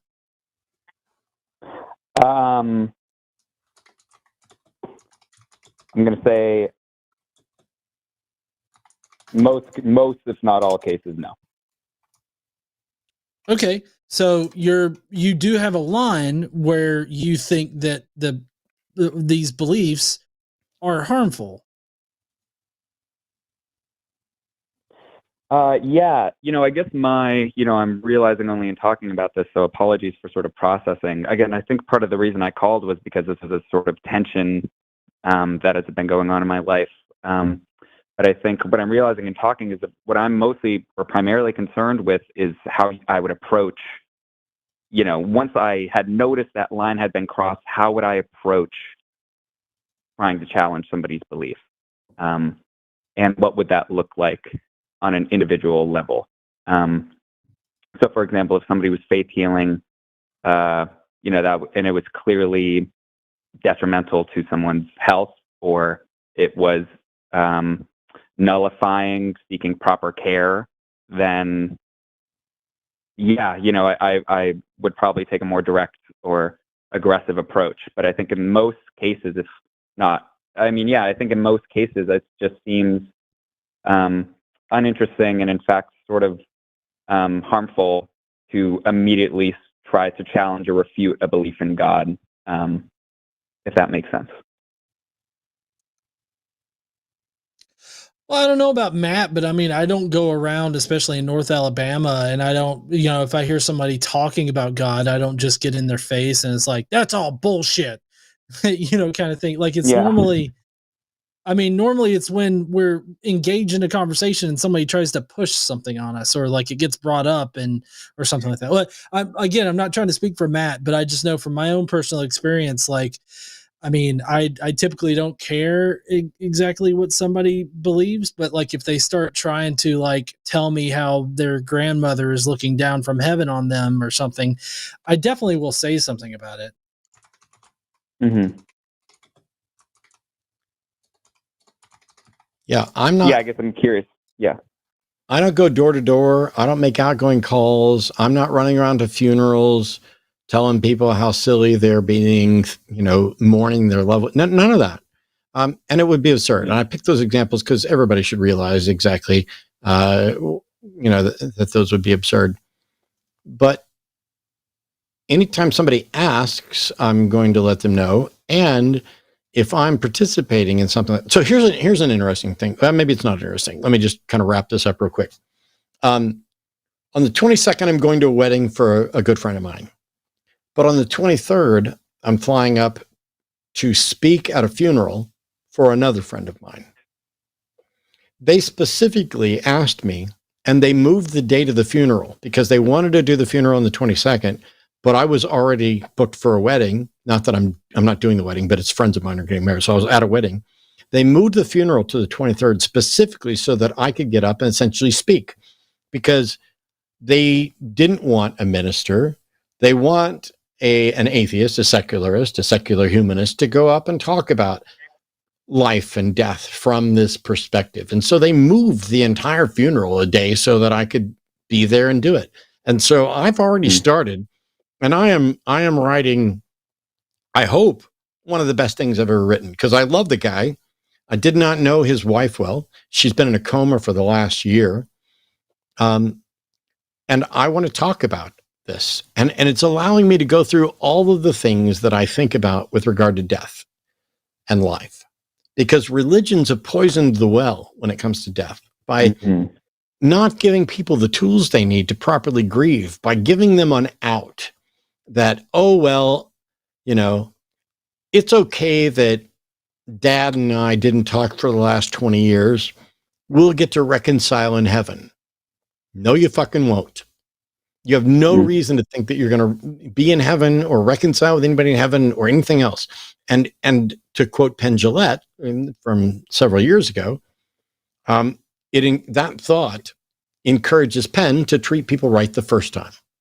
Although Penn fails, as do I, as does everybody else I know. We all fail at some point. But not thinking that there's a magical solution makes us strive harder to stop failing and to do better. And so I'm looking forward to speaking about those issues And I will probably publish some version of what I do, in the hopes that it helps somebody else, to say, you know what, we don't need sincere belief in religious claims, and we don't need mock metaphoric belief in religious claims because they kind of feel nice for you.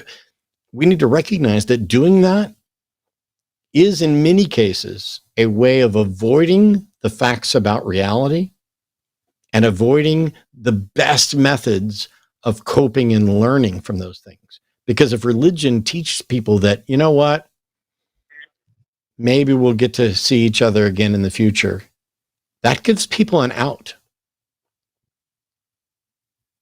Gives people an out for not engaging with people in a way that is productive, that leads to a healthy relationship, that leads to making amends or cutting someone entirely out of your life and being fine with that.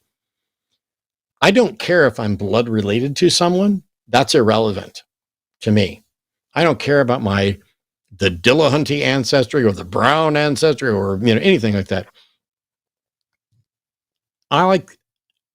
There are people I'm blood related to that I absolutely love and couldn't imagine living without. And there are people that I'm not blood related to, at least not closely, we're all related, that I absolutely couldn't live without, and that I value more than people I'm related to by blood. If I'm being told, hey, even if the religion's not real, it can give you comfort. I don't want false comfort. Mm. And I get that I'm not everybody. I get that I'm not everybody. And so I don't run around telling other people, making outgoing calls. I don't run around to funerals, telling people, hey, you should stop believing this. No, I don't do that. But when asked, I definitely will. And I hope that I'm never in a position where I'm giving someone a false impression of what I think, such that they would ask me, hang on, are you saying you believe this or you don't believe this? I'll always answer the question, but I don't want to give someone the false impression, because there's a lot of people, including preachers, who play along despite their disbelief to get along. And I think if we gradually get more and more people who are willing and able to be out and proud secularists, that will normalize this, so that the people who are going along to get along have another option that is probably a better option than conformity so that you don't get your ass kicked. However, having said all that, I just realized we now live in a world where you might be forced to go along to avoid getting your ass kicked as the fascists take over everything. And I'm not going to fault somebody for doing that. I'm just going to try to work to make sure that they don't have to.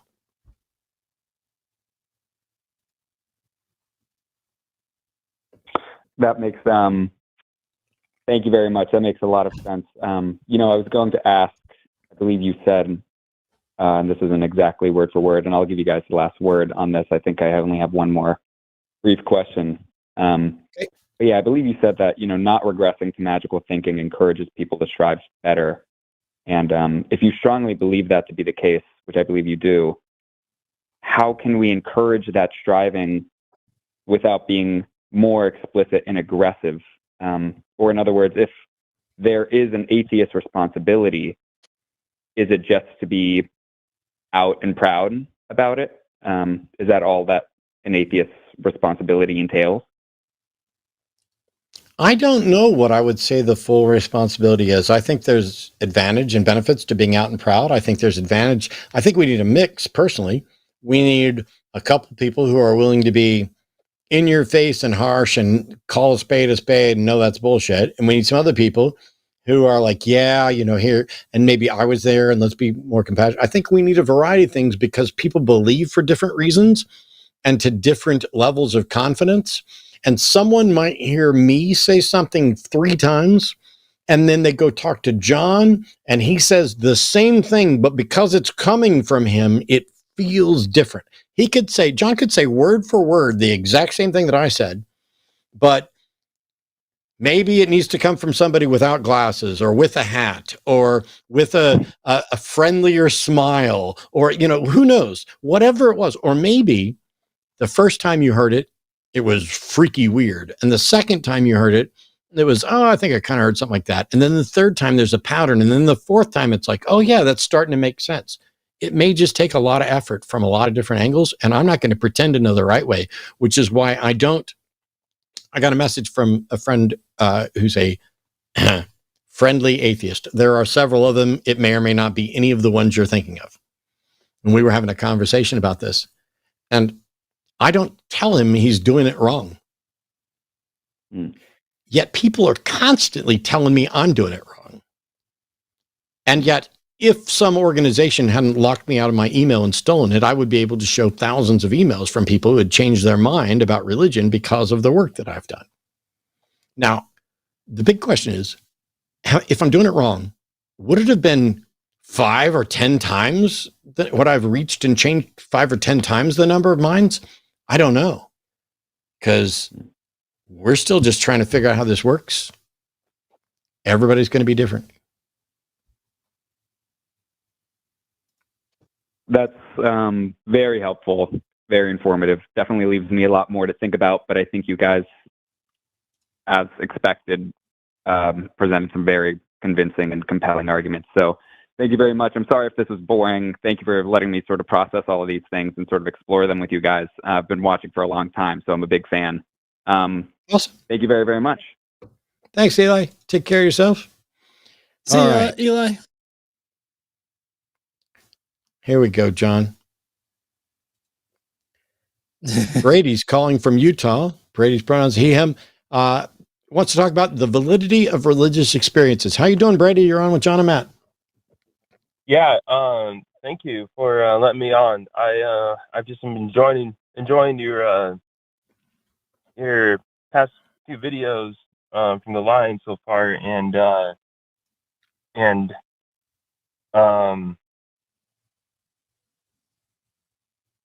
I think so I'm just trying to respond accordingly as the conversation goes on throughout the video. Not with any ill intentions against you guys. I think I admire what you just said in your previous call about helping others. What that you would that any work you do is with the intention of helping someone else. So I suppose with that said, I guess I just wanted to ask you, because I suppose we could say that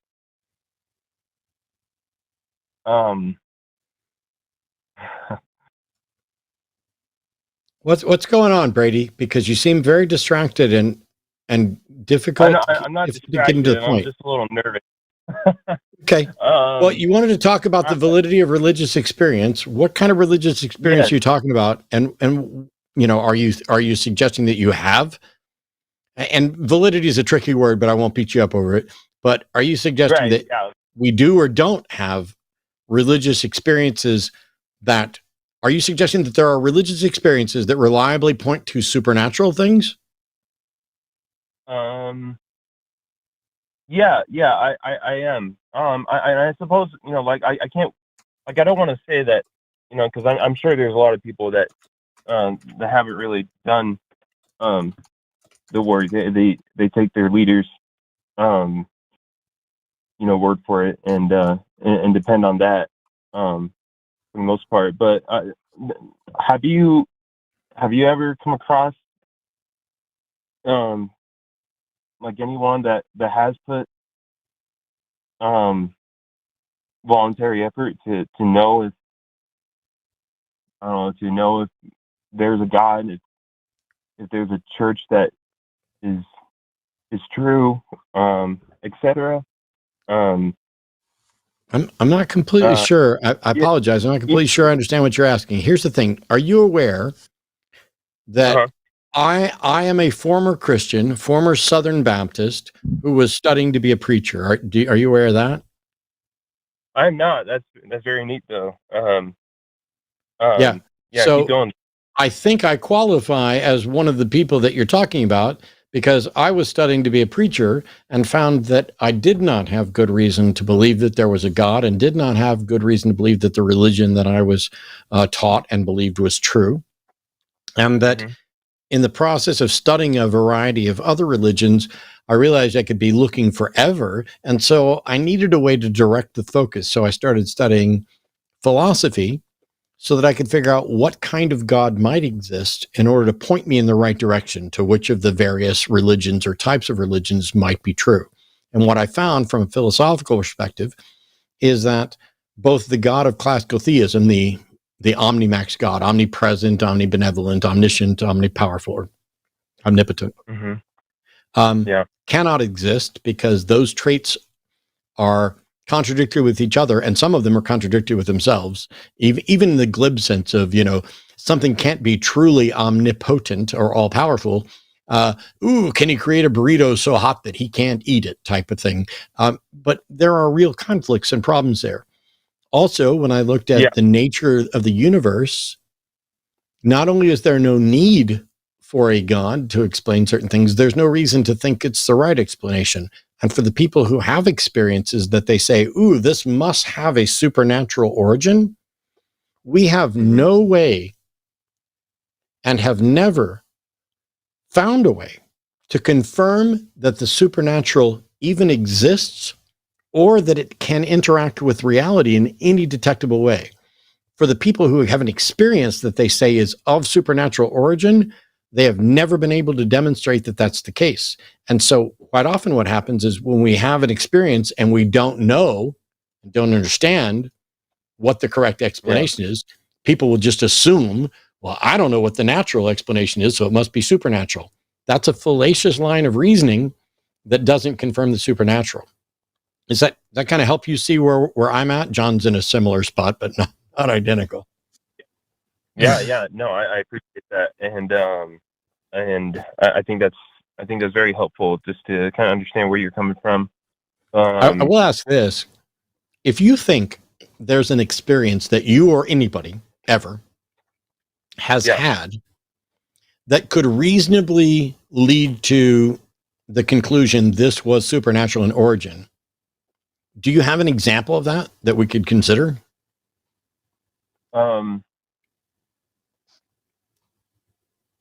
To me, it is. I feel like I've had some experiences. To you, it might not. It might be peculiar, but you might not consider it supernatural. You just might consider it coincidence. But just give us the example, because I want to take up all the time explaining all of that, though. So, I mean, I mean, it's strange because I genuinely would like to know what experience someone has had that reasonably points to the supernatural, because if you're right, I will believe it. And if you're not, I'd like the opportunity to potentially correct it or explain why I don't believe it. But you're not giving me anything to work with, so. All right. I mean, I feel like my story could be fairly short. I feel like I can probably condense it. All right. So I mean, I'm pretty young. I'm almost 26 next month. I'm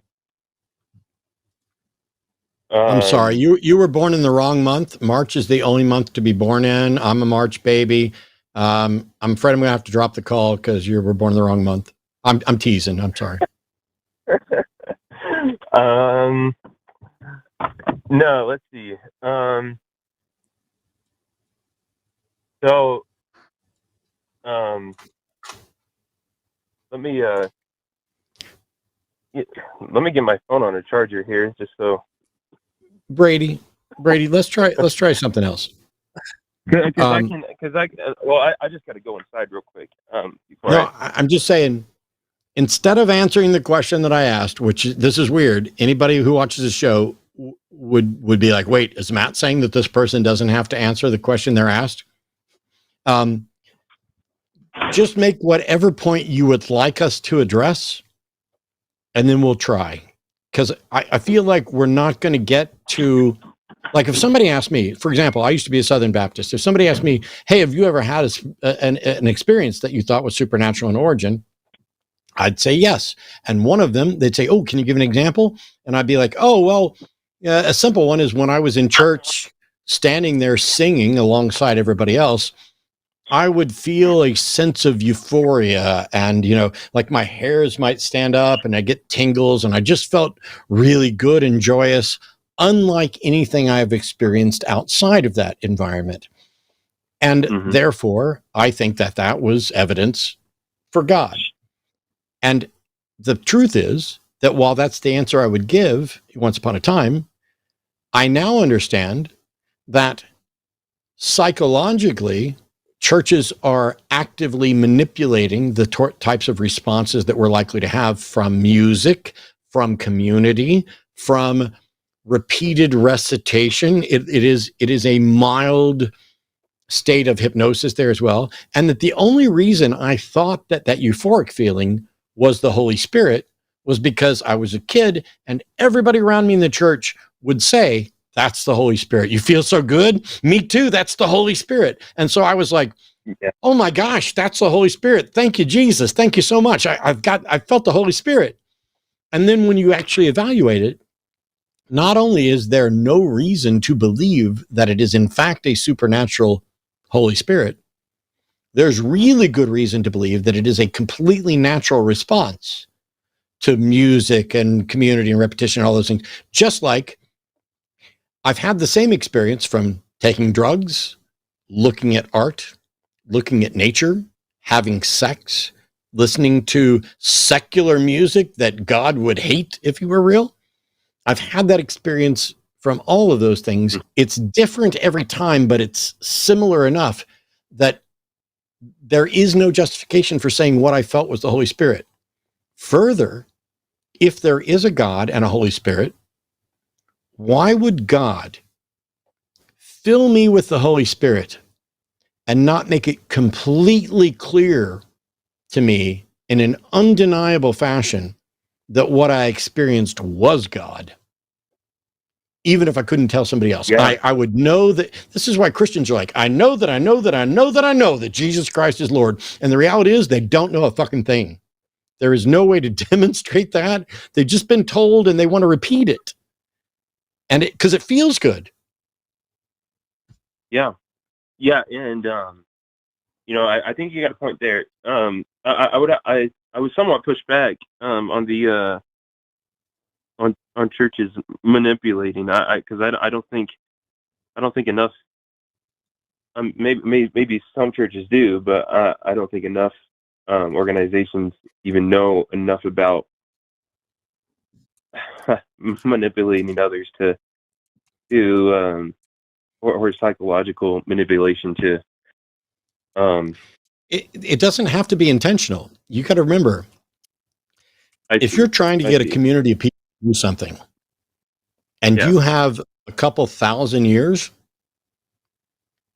you try a whole bunch of stuff, and you stick with what works. So many different religions fell by the wayside because they weren't as popular. Mostly, the ones that fall by the wayside first are the ones that make very specific, testable claims about reality. If you make testable claims about reality and they're false, your religion dies. So the smartest thing that religions can do is to not make testable claims about reality so that people can keep believing and they can't be disproved. But if there was actually a God, why would God make their existence and the foundation of all of this untestable instead of demonstrable? Doesn't make sense to me. It's like saying, I'm going to tell you a secret, but I'm not going to tell you what it means, and you're not going to be able to prove to anybody I told you anything. And yet it's a really important secret that I want you to share with the rest of the world. That's religion.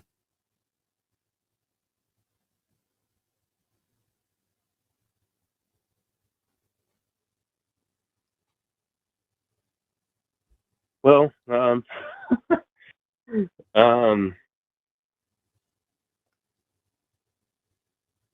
Brady, I apologize. I feel like you're getting ready to say something. Let me just say this. It might be a good idea for you to take the stuff we said, think about it, and then I don't want to give you a homework assignment, but if you jot down notes on what you're talking about with religious experience and why they convince you that there's something supernatural, you can call back whenever you want, and then you'll have your thoughts kind of plop down where we can interact with it better. Well, I would just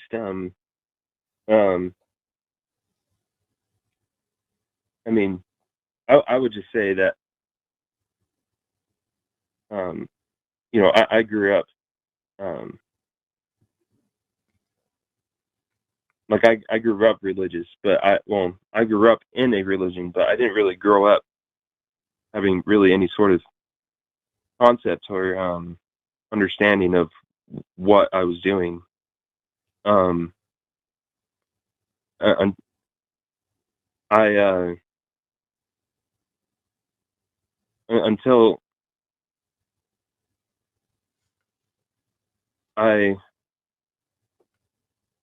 Until I had to consider what I was missing when I was considering leaving.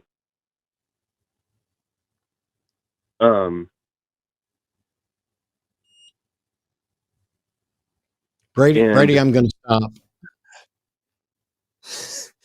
I got a couple other calls I got to move on to. I apologize. Right. I don't want to say anything. I just think about it, jot down some notes, and call back. There's a show on the line on Wednesday and Thursday and Sunday. There's multiple shows, and Sunday shows focus on religion. Just from a time standpoint, I want you to have the best opportunity to get your thoughts collected and present them to us. And right now it's just kind of floundering, and I don't want you to make yourself look bad just because you really want to do it right now. Does that make sense? Yeah, no, I appreciate it. Thank you. Cool. Thanks, Brady. Yeah. See you, Brady. All right. We have one more theist caller who's going to argue that God is real. And then we'll have an atheist caller after that. But Daniel's calling. Pronouns are he, him. Daniel says, God is real because that's the highest possibility. What does highest possibility mean, Daniel? Welcome. Hello? Yeah, hello. Hi, so highest possibility means, of course, it's more unlikely that there isn't a God. Okay. How do you know that a God is possible? It's a matter of numbers. Okay. What are the numbers that show that a God's possible? If you look at the chances of things happening, the chances, the earth formed, the chances after that. Okay, so you don't understand probability. So you don't understand probability. That's what this is. It's an argument from ignorance, is what you're doing. But also, I'm not saying that it's not possible. I'm just saying that you're also talking about probability. I asked how you know a God is even possible.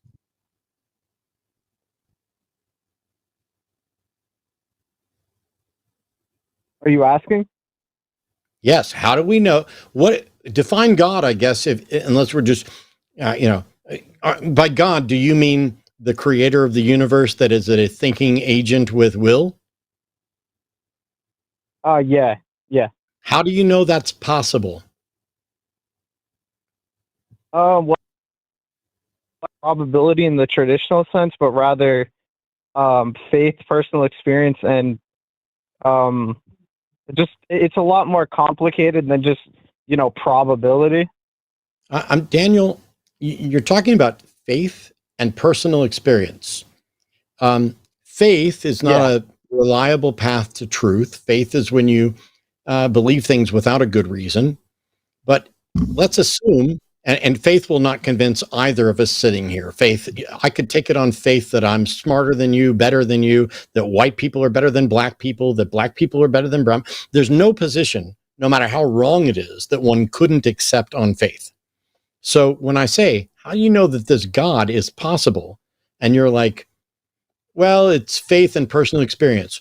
What personal experience could possibly demonstrate that God is possible?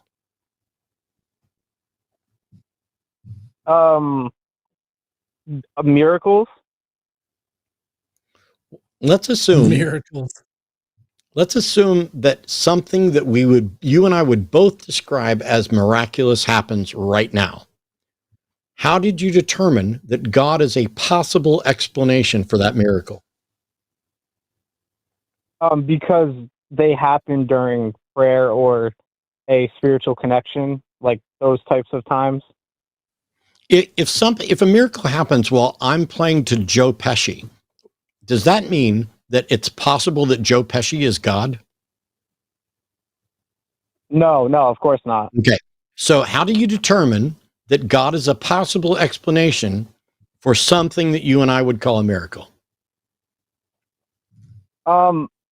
Because those deeply personal moments, it would seem to the person experiencing it that there's literally no other explanation other than a higher power.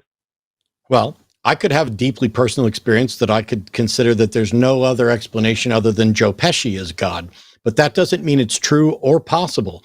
I'm still asking, how did you determine God is possible? I have no miracles I can point to. I have no evidence of any miracle in the entire history of the world that I can even verify. But I'm willing to concede that if a miracle occurred right now that you and I both agreed with, it would not only be the first miracle that I would agree with, but the question is, how do you determine that God is a possible candidate explanation for that miracle? And all you're giving me is, it just seems that way.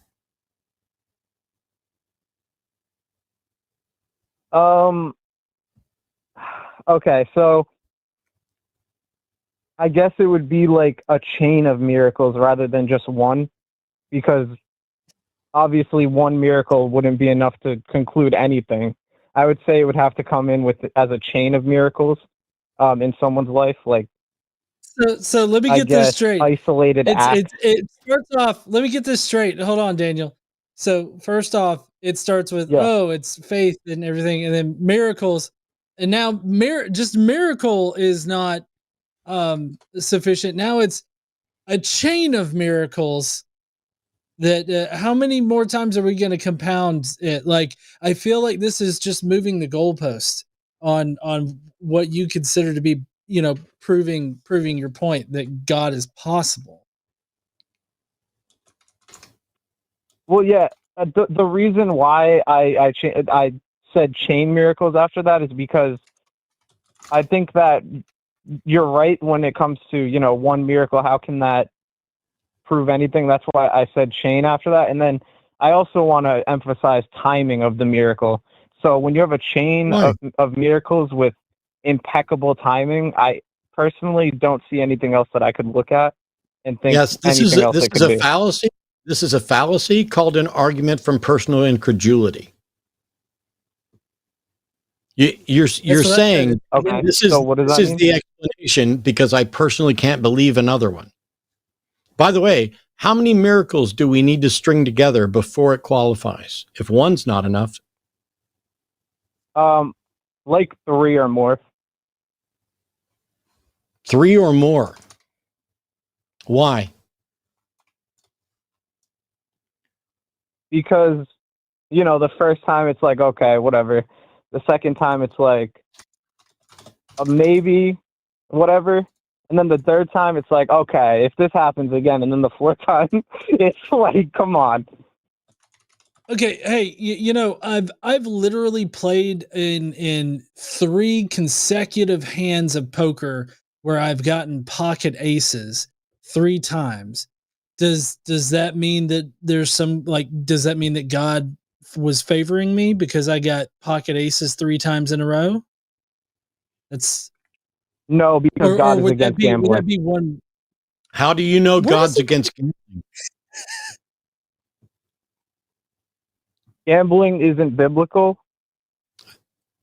I'm sorry. I don't care if it's biblical. I asked you how you know that God is against gambling. Okay, that's fair. I can't say that God himself is against gambling. You're right. I'm sorry. I'm saying according to what the Bible says, gambling comes from a love of money. Love of money is the root of all evil. So through that, I can deduct that God wouldn't appreciate gambling. So you're missing the point. I don't care what the Bible says until you give a reason why we should care what the Bible says. I still want to know how you determine that God is even possible. So here, let me try a different way. Let's say you and I walk into my living room and there's a dead human body laying on the floor. Can you list the candidate reasons for that dead body? This is a yes or no. I don't want you to actually list. Okay, no, because I'm not a detective. Okay. Sure.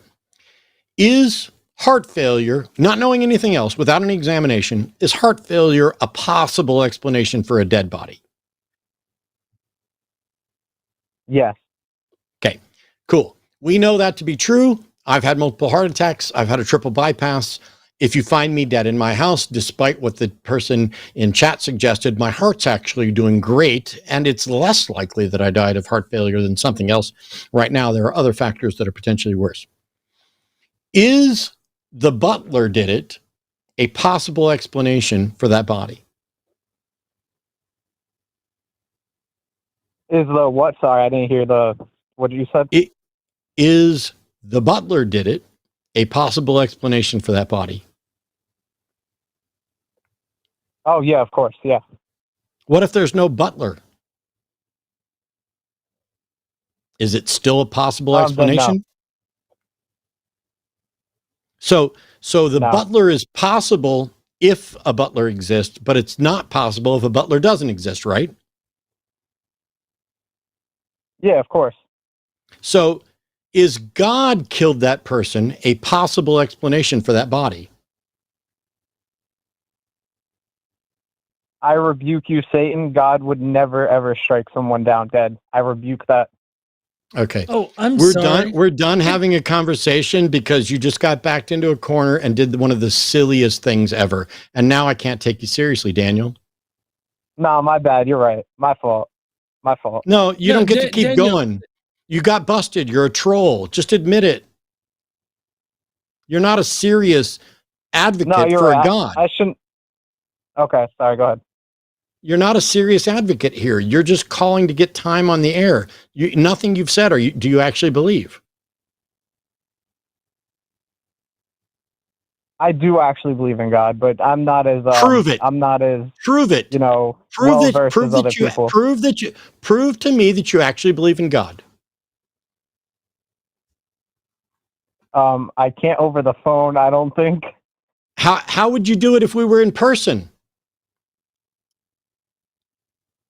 In person, I would show you, my Bible fully marked out. What difference does it make if there's a Bible? The Bible doesn't prove God. Yeah, you're right about that. I actually agree with that. So once again, I'm right. Once again, I ask you how you're going to prove something, and you give me something. When I push back, you say you're right. That won't prove God. Call back when you find a way to prove God. I rebuke that. I rebuke you too, Daniel. Goodbye. I rebuke Sorry you. That you're so. I rebuke you in the name of God. I rebuke you. Hey, Daniel. Oh, Jesus. Daniel, are you rebuking me because I'm Satan or because I'm being used by Satan? I think that a demon has taken hold of you. I'm not going to lie. Cool. Let's cast that demon out, Daniel. Here is your chance. No, hang on. Daniel, here's your chance. Show me how powerful your Jesus is. You think there's a demon in me? Cast that fucker out right now. I dare you. Well, your God's a pussy. Your God's a pussy. Your God's weak. He can't take me out of this body. Yeah, I agree, actually. Your mother sucks cocks in hell. Does that work for you? Yeah, I rebuke Satan. Cool. We rebuke you, Daniel. could you Call back when you please got quit- something substantive. Daniel, please quit using my name in vain like you are right now. I really don't appreciate it. Oh, it's I funny. rebuke you, Daniel. Daniel walked into the lion's den then. A demon has taken over me. Hey, honey, how you like fucking demons? It's the best. Very hot. Okay. Final call for tonight is someone who's is in chat and was waiting. And then we'll get on to super chats after this. But the caller's name is identity here is you are mopped. Pronouns are he, him from New York, who wants to talk about biological women. Hey, Matt, you hear me? Yeah. Okay, cool. Hey, do you want to talk about biological women? I want to call you out on something you just said to an earlier caller, or we could talk about something you just spoke about, which is more in line with young Earth creationist and Will Duffy and his. I think you know who Will is and his. Will led the expedition to Antarctica. Yeah. So, would you rather talk about that and his hypocrisy about flat Earth and young Earth creationism, or you want to talk about? I've already talked about it. I have no interest in the flat Earth stuff or wasting any time on it. And honestly, I'm kind of bored with the whole biological women thing. So what did you want to say? Well, all right. So that's fine. But I just look, I've been a fan a long time, but I want to quote you on something and see what you have to say about it. So you said, and I quote, that you said, WTF is a biological female. Do you not understand what it means to be a biological female? Correct. Really? You don't understand? Yes, I don't understand because that term gets tossed around in a number of different ways. So I want each person who's advocating for what a biological woman is, not biological female. I want someone who's advocating for that to define it. Are you advocating for biological women? Of course, yeah. I've been to medical school and I have a background in biology. And so let me define you literally said WTF is a biological female. So allow me to define it. And I said biological female or biological woman. Are you quoting me with female or woman? You said WTF is a biological female and people can play back this. And was I responding to someone who used the phrase biological female? Well, I don't know, Matt. What's the difference? You're fucking quoting me. Was I replying to somebody who said biological female? Probably. You said your words, word for word, were WTF is a biological female. Are you not fucking aware? Are you not fucking aware? Why are you being a prick? Are you not fucking aware of context? I'm not, Matt. Did I say, shut up? Did I say that shut your mouth and listen to the question? Did I say that to a caller who had just referred to biological female?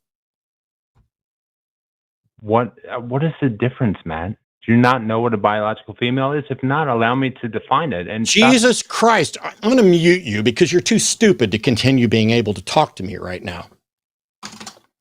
If I'm in a call with someone who uses a term like biological female, and I say, what the fuck is a biological female? I'm pretty sure the caller said biological woman, and I'm pretty sure I said, what the fuck is a biological woman? If that was from tonight. It could be some other time. But when I say that, I'm talking to that person to try to get them to explain to me what they're talking about. So I only have one question for you. And here it is. I'm unmuting you first. Are trans women women? Sure. Cool. We're done. But Goodbye. Genuinely all I give a fuck about. So the notion of biological female or biological woman. So there's a couple different ways that this gets phrased.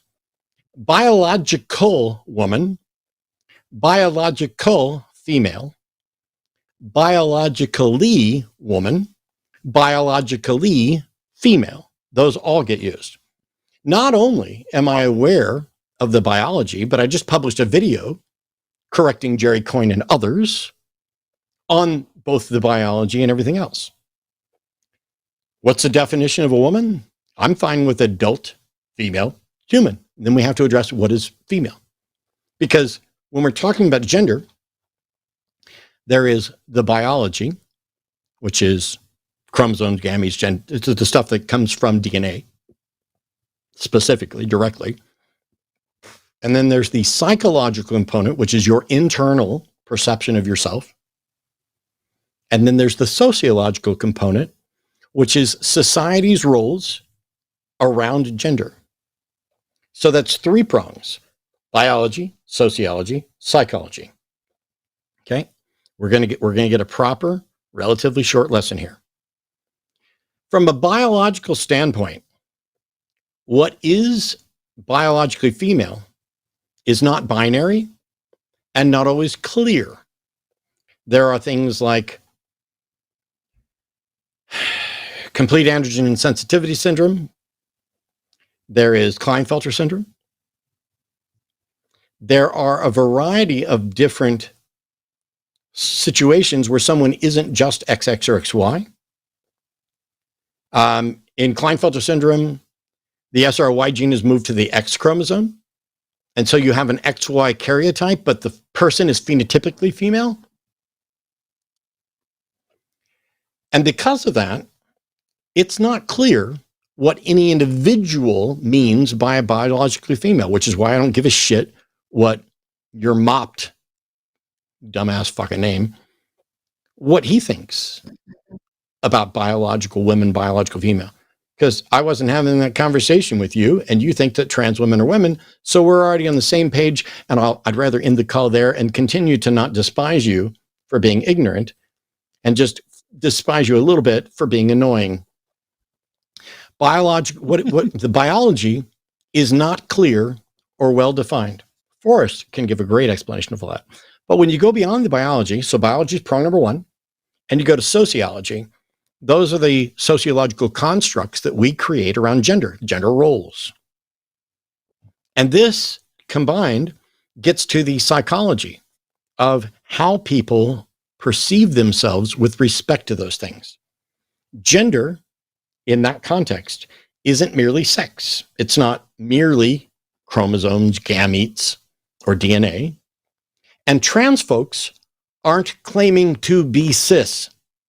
Trans folks are not lying about their chromosomes or the gametes or the DNA. They're claiming that their role and their perception of that role, so not the biology, they're acknowledging the biology and saying that the sociological role and their psychological perception of it, 2 out of 3, don't align with what we would normatively presume based on our limited understanding of their biology. They're literally saying, no matter what my chromosomes, gametes, or DNA are, sociologically and psychologically, I'm a man, I'm a woman, whatever the case may be.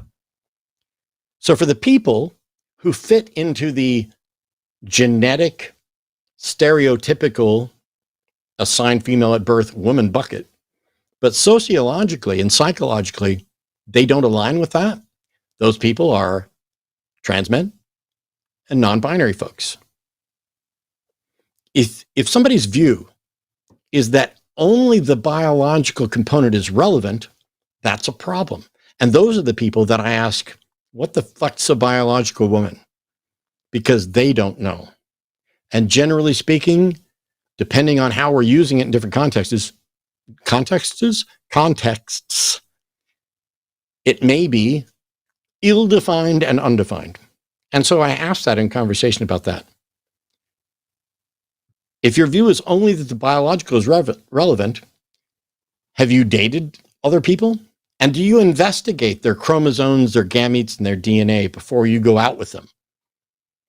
Do you ask for dick pics before the first date? I mean, you can do that. I mean, you must see what you get. And so if you say a woman is an adult female human, cool. And my take is you're a woman if your assessment of your sociological and psychological position is that you are a woman.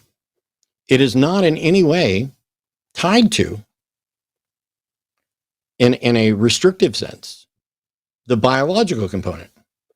What if biologically someone were assigned female and sociologically they seem to fit that role, but psychologically they were running around regretting fitting that role, and it doesn't feel right, but they're still doing it. Those people are closeted or eggs or whatever language that you want to use for that. Those individuals are still people, and their view of themselves is whatever it is. I'm 50, I'll be 56 at the end of the month. I have dated and been married to and engaged in sexual acts with nothing but cis women until recently. Through 4 years. Is it going to be 4 years this June? How many years is it? Yep, 4 years. Yay! And for the last 4 years, I am madly, deeply, crazy in love, don't tell her, with a trans woman.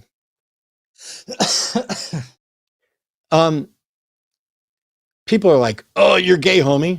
Okay. If I was, do you think I'd care? I don't think it's fair for me to use the term. I think probably I could qualify as pan, since I don't generally like dudes, but I've definitely seen dudes who are attractive. It's just whatever. I don't care about the labels or anything else. And I don't care if you think somebody's gay or bi or pan. And I don't care. And by the way, Arden doesn't care if you personally think she's a woman, a man, neither, both. Doesn't fucking matter. She'd prefer to be left the fuck alone and provided the freedom to publicly live her life as who she is and identify as who she is. And when the government comes along and says, nope, whatever's on your birth certificate, that's your official thing. It's going to be on all the paperwork. Blah, blah, blah, blah, blah, blah. You can't do this. You can't do this. And then putting her in a position where merely going out and being in public could put her in a position of violating the law just in deciding what bathroom to use. And all because the Republicans decided to turn 10 NCAA trans athletes into a massive boogeyman. 10 out of all of them. And that's going to be enough to make sure that nobody in this entire category or class gets to live their life authentically under this fascist oligarchy.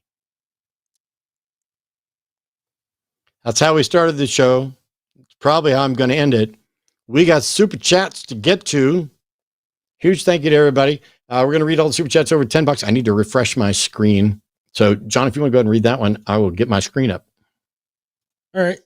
So $10 from Zurith Moonpaw, who says, hey, you two, how y'all doing? What magic system would y'all want to have IRL? Harry Potter, X-Men, Avatar, TLA, D&D, The Last Airbender. The Last Airbender. Got it. Yeah, totally random specialty, but you get the abilities.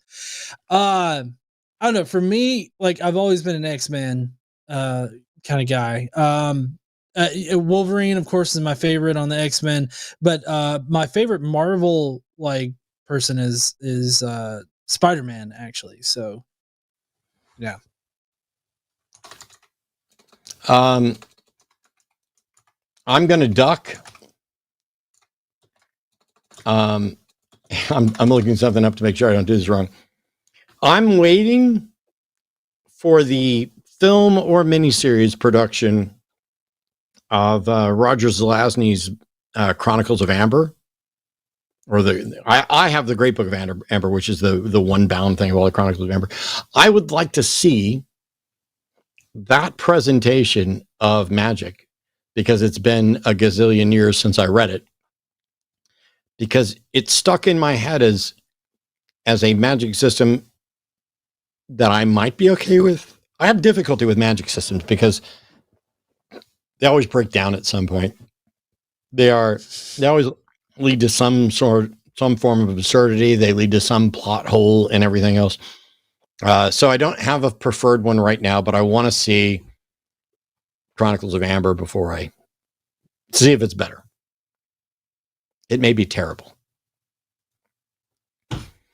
$10 from Aliashana Silverbow. I just got a filling at the dentist. Half my mouth is numb. Hopefully, by the time you read this, it won't be numb anymore. What did the dentist of the year get? A little plaque. You know, I've actually had to have some like extensive cleaning on my teeth in like the past year, and that's no fun. Having a numb mouth, like that's some shit right there. I have only 4 real teeth remaining. Okay. I have my dentures, but there are only 4 teeth that are left. Have you get that? So yes, I know all about a numb mouth. I literally went in a couple of months ago and had every tooth pulled, and it actually didn't take that long. Surprisingly, I feel like I'm headed. I feel like I'm headed in that direction. When I went to go to the dentist after a long period of time, I actually heard this. I hate to say this about the dental hygienist, but it was the stupidest thing she could have said, because she goes, "That's the thing about diabetics is that, you know, you can clean, like you could do good at brushing your teeth, but you know, for some odd reason, your teeth just are sometimes shit if you're a diabetic." And she's like, she attributed it to God that like I brushed my teeth good and like my teeth didn't have cavities or anything, but yet like I had some severe gum damage because of whatever in the fuck. She's like, that's a gift from God. The fuck you say? That's a gift from God. Can fucking take that shit back.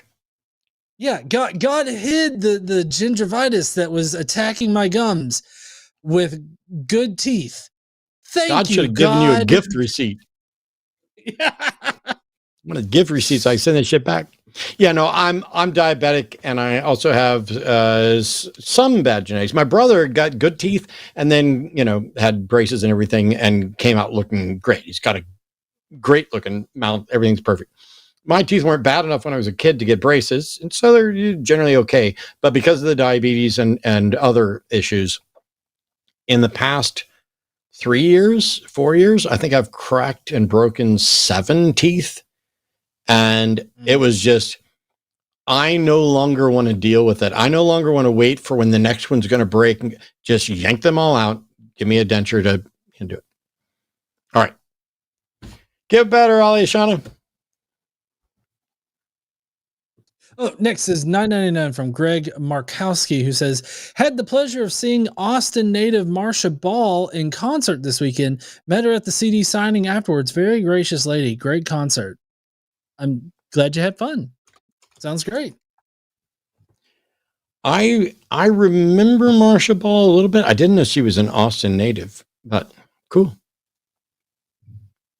Here's a super chat from LA Silva Sofos. Thank you so much. Your kindness is appreciated.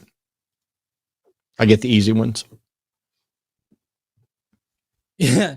$10 from Monkey Typewriter. Trump banned the word women and declared we're all the sex we were at conception. So no more women. We are all men. Damn, y'all. We are gay as fuck up in this country. Don's fishnet tank top. Pixar, it didn't happen. $10 from You Are Mopped. Matt, what's the best way to reach you for an interview on my channel, You Are Mopped? We're in the same community. Aw. Well, assuming you actually give a shit about still having me on your channel, since you said this long before I hung up on you, you can email sans.deity@gmail.com. No promises. $10 from Squidward Q Sagan. There you go. Thank I you made so sure you much got for at that. least one easy one. Thank you. Thanks, Jeremy, for your $20. Love you guys. Can't ever think of anything clever to say. The guy who thinks women are the inferior gender due to a lack of football skills must have made me dumber. Yes, but he made you look smarter. What really kind of got me about that entire call was like this whole placing it kind of felt like he was trying to value whether or not like women in sports based on their ability to compete against men. I don't know. It was a strange call. It rubbed me the wrong way the entire time. Yeah, I think I know a little bit about where he thought he might have been going, but it's just such a train wreck that when you're asked a simple question and you're just like, that's a stupid question. Okay. Not much I can do. I'm sorry you're not a rational interlocutor. $10 from Ben Davis. Regarding Eli, my dad died. I can still call on memories and emotions, and I can imagine how conversations might have played out. I wasn't raised with any afterlife dogma, so I find great joy in my memories. That's another thing, too. Thanks for that, Ben. Also, there are some people who don't want to engage with their memories of their parents or their whoever. But for those who do,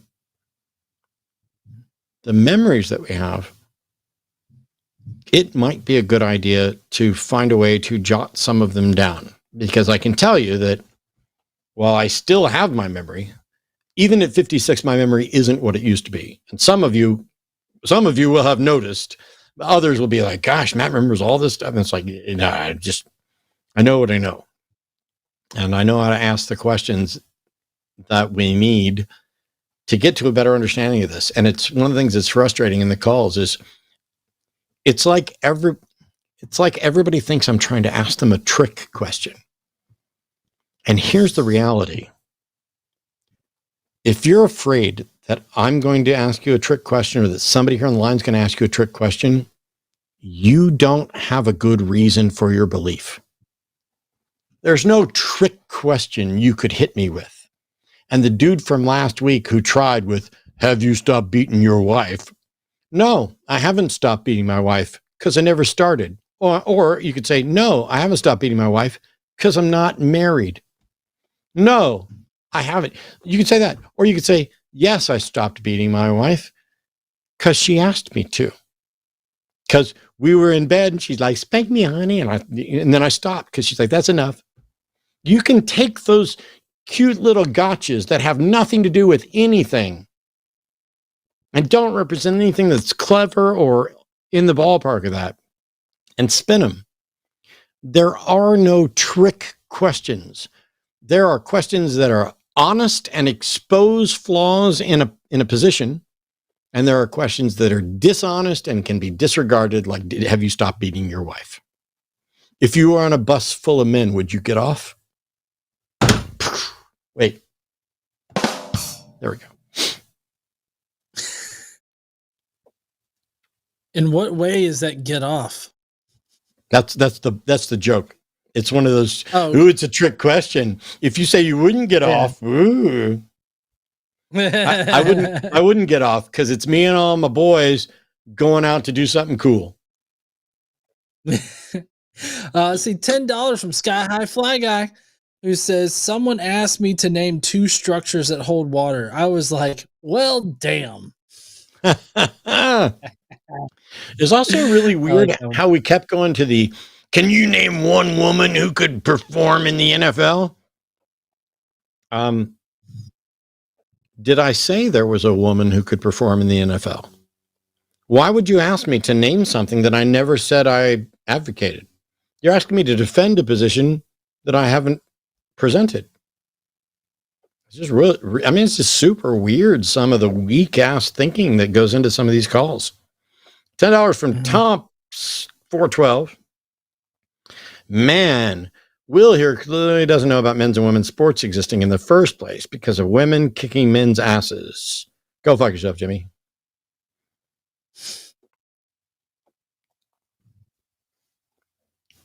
Sky High, $10 from Sky High Fly Guy again, who says, thank you to everyone at the line. I watch like 3 to 4 days a week. Matt, since 2011, just doing my part to support the cause. Go fuck yourself, Jimmy. That's true. Go fuck yourself, Jimmy. $10 from Wellesley 514. Any recommendations for science communicators to explore? Maybe someone to listen to while driving or cleaning. I do already love Professor David Forrest. Don't forget about Erica Gutzik-Gibbon, who may be the smartest person on the line. And produces just amazing content. Like I could listen to Erica for ages, and that's actually a good opportunity for me to go over to our actual schedule and let you guys know that John and I were on tonight. Tomorrow, Luxander and Ben are going to be on the Transatlantic Collins Show. That's at 2 p.m. Central. If you have questions about trans issues that weren't addressed today or want to dig in deeper, if you want to talk to two actual trans people who know what the fuck they're talking about, rather than the dipshit like me sitting here occupying a bunch of time on behalf of the affected class without actually being in it, Transatlantic Collins Show is your opportunity there. In addition, coming up this next weekend, or I messed it up. Sunday at 2 p.m. Central, I'll be back on the Sunday show with Durante Lamar, and the Sunday show after dark is going to be Eve and Owen, and then the Skeptalk on the 17th, so next Monday. All right, you guys aren't ready for this. Forrest and Erica are doing another Skeptalk together, where they're already talking about going, how many hours were they wanting to go? Probably like fucking 8 or more. It's wild. And I titled it, "Oh God, please help us all." That's what it's titled. Then on Tuesdays is Chewed Gum. And next Tuesday's Chewed Gum is Alyssa Lube and Eve. And it says Eve on my schedule, promise. What? Eve is promise? Yes. Yes. And for any of you who didn't figure that out. But yeah.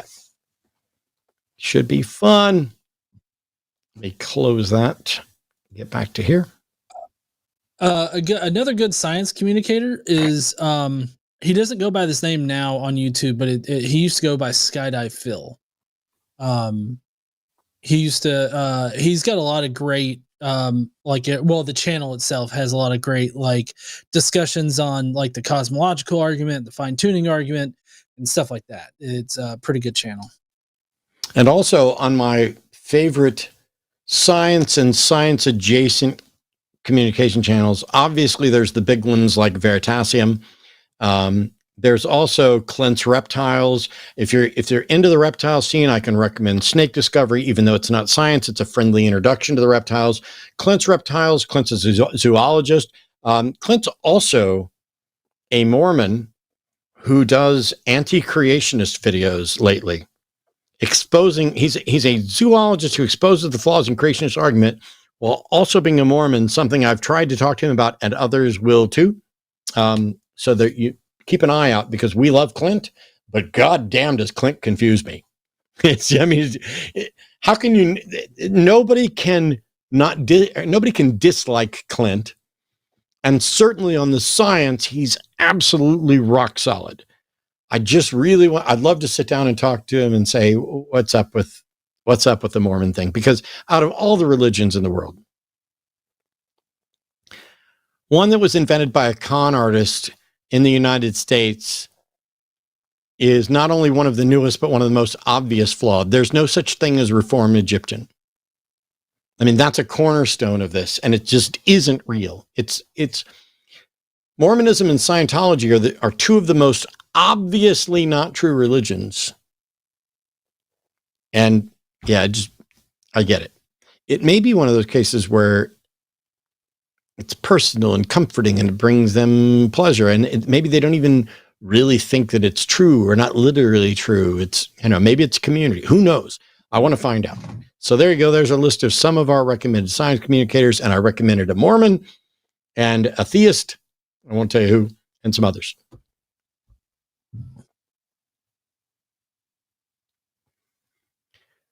Is this one me? I don't know. I don't know. I think it might be. Well, I'm gonna take it anyways. $10 from Jamnik06, who says, in less than 48 hours, I'm gonna be at Free Flow Orlando with Steve Jenkins and Fug Cod to see Seth and Forrest. Yep, some line chatlings will be hanging IRL, bragging, not very humble. I will brag. I am also going to be at Free Flow. we get in tomorrow. Yeah, so it'd be awesome to see all three of them there. We're also typically whenever we're at a conference where Seth is also going to be, we're his drivers. So like we're going to pick him up from the airport. We're going to take him back to the airport. We'll probably end up taking him out to lunch or something like that at one point. So, that's kind of just what happens whenever we're at a conference. But I can't wait to see like everybody that's going to be at Free Flow. I've actually I donated. I think I did like a $500 sponsorship for it. So like I was talking to the people at Free Flow, and I've got like stickers and pens and like these stand up use your voice bracelets. They're gonna have like a table that's just full of swag stuff, and I'm gonna have all my stuff out there so that people can pick it up. So awesome! Can't wait to see everybody out there. I wish I was going. I've done Free Flow many times, and I will say just straight up, Dave and Jocelyn and the Free Flow community, the best. And I have been to communities all over the United States, Canada, elsewhere. It's undeniable. And I think Seth and several others would agree. They do the best. It is a load of fun. It is always a good event. They are warm, smart, compassionate people. I cannot recommend Free Flow enough. And I'm not going to be there this year. I'm also not going to be an American Atheist this year, which is coming up on Easter weekend. So go to atheists.org to find out more about that one. Yeah, last year, or not last year, but 2 years ago when we went for the first time, they actually had a history of drag show by a couple of well-known drag queens. And so like it was like really exciting. So yeah, I totally agree with you on that one, Matt. Awesome. $10 from Space Barbarian. Anti-PCSJ woke DEI people really telling themselves, since those terms roughly mean not an asshole. Fair. Yeah, I like how they're canceling all the DEI hires and instead going to the DUI hires in Headsick and others. God damn, I know. $10 from Joshua Everett, who says 4 years gets a $10 bill. Love makes me happy. Oh, thanks, Joshua. By the way, I stole that joke from Jimmy Kimmel. I don't want anybody to think and actually, Jimmy probably stole it from his writers, although he paid him for it. I don't know who wrote it, but yeah, he said it the other day, and I don't want anybody to think I'm stealing the easy jokes. $50 from Rick. When Arden complained about previous partners being dead in bed, the universe took it as a challenge. Now they're dating a demon with millennia of experience and a flexible approach to physics. Turns out raising hell is Arden's love language. We'll raise some hell later.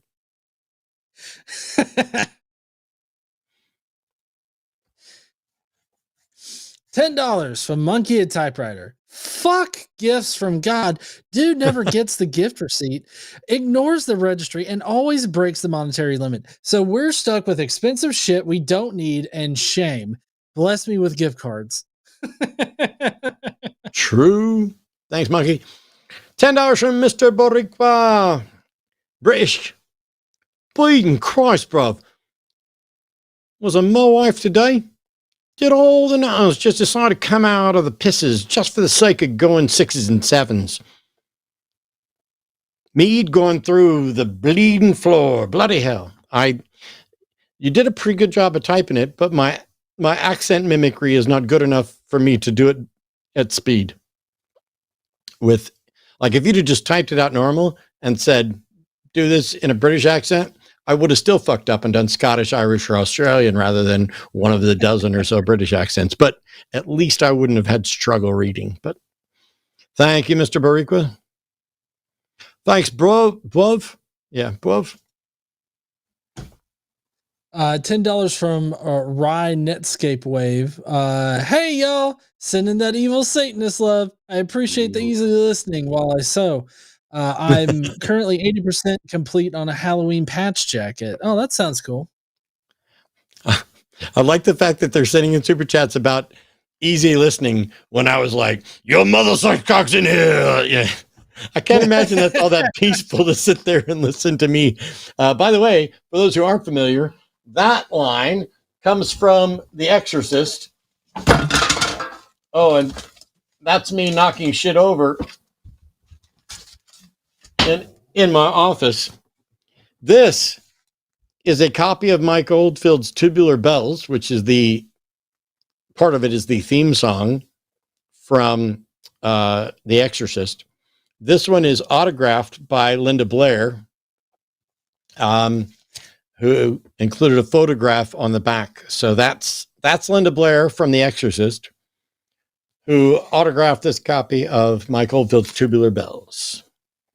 Tubular Bells. Dun, dun, dun, dun. I'll bet $1 that's in key. Only because I don't care if I lose $1. $20 from King Theo. God Killer. I think I've heard you say that when God says I create evil, it isn't what it means. Could you elaborate? The common apologetic for I, the Lord thy God, create good and evil. I, the Lord thy God, do all these things, is that it doesn't mean evil in the sense that he is actively doing evil or making things evil, but that he creates mischief. It's basically, if I give them the most charitable understanding of what they're saying, it's kind of like saying, I'm God, I'll fuck with you if I want to. It's really kind of like that in the apologetic. But even if it meant evil, I don't know how much difference it would make, but yeah, that's my understanding of the better apologetic. $20 Canadian from D20, who says, Arden rocks. That is all. That is true. By the way, thank you. Correct. Not much would happen on the line without Arden. Nothing would happen if I wasn't here. What do you mean? Not a single goddamn thing. If I really needed to, I could call Jimmy and say, Arden's sick. Can you run a Cus I Wanna for me? And after some grumbling, it might happen. Maybe. Maybe. $10 from Secular Felinist. Yesterday, I accidentally swallowed some food coloring. The doctor says I'm okay, but I feel like I've died a little inside. All right. That's not bad. I tried to send that 3 times. There we go. $10 from One-Eyed Heathen. Since we know that is an objective science fact that there are no biological female women in the NFL, trans women should not be allowed to play any sport. Airtight. Lol. Yes. And if you corrected all of that to more reasonable, proper terminology, it would be, since we do not have reason to believe there are cis women in the NFL, therefore trans women should not be able to play in women's sports. And now we've seen it, we've corrected it and shown just how stupid it is as an argument, and to talk about biologically female women. There's a couple really good articles online from trans folks about that biological woman or biologically woman case and what is potentially wrong with it, because there are people in the trans community who are not fond of the phrase assigned male at birth, assigned female at birth. Just remember, all of this is not new, and yet changing in ways that are new to so many people. And we're finding better ways. Earlier in the show, when we had the call, and I said, just for the sake of this call, even though I know it's a problem and this, let's use male, female for the biological, the sex thing, the DNA thing. And let's use man, woman for the gender thing, just to show there's a distinction. Part of the reason I did that, even though I know it's a problem, is that we used to talk about these things in those terms 15 years ago. That's how I was taught from Dorian and others on how best to address it.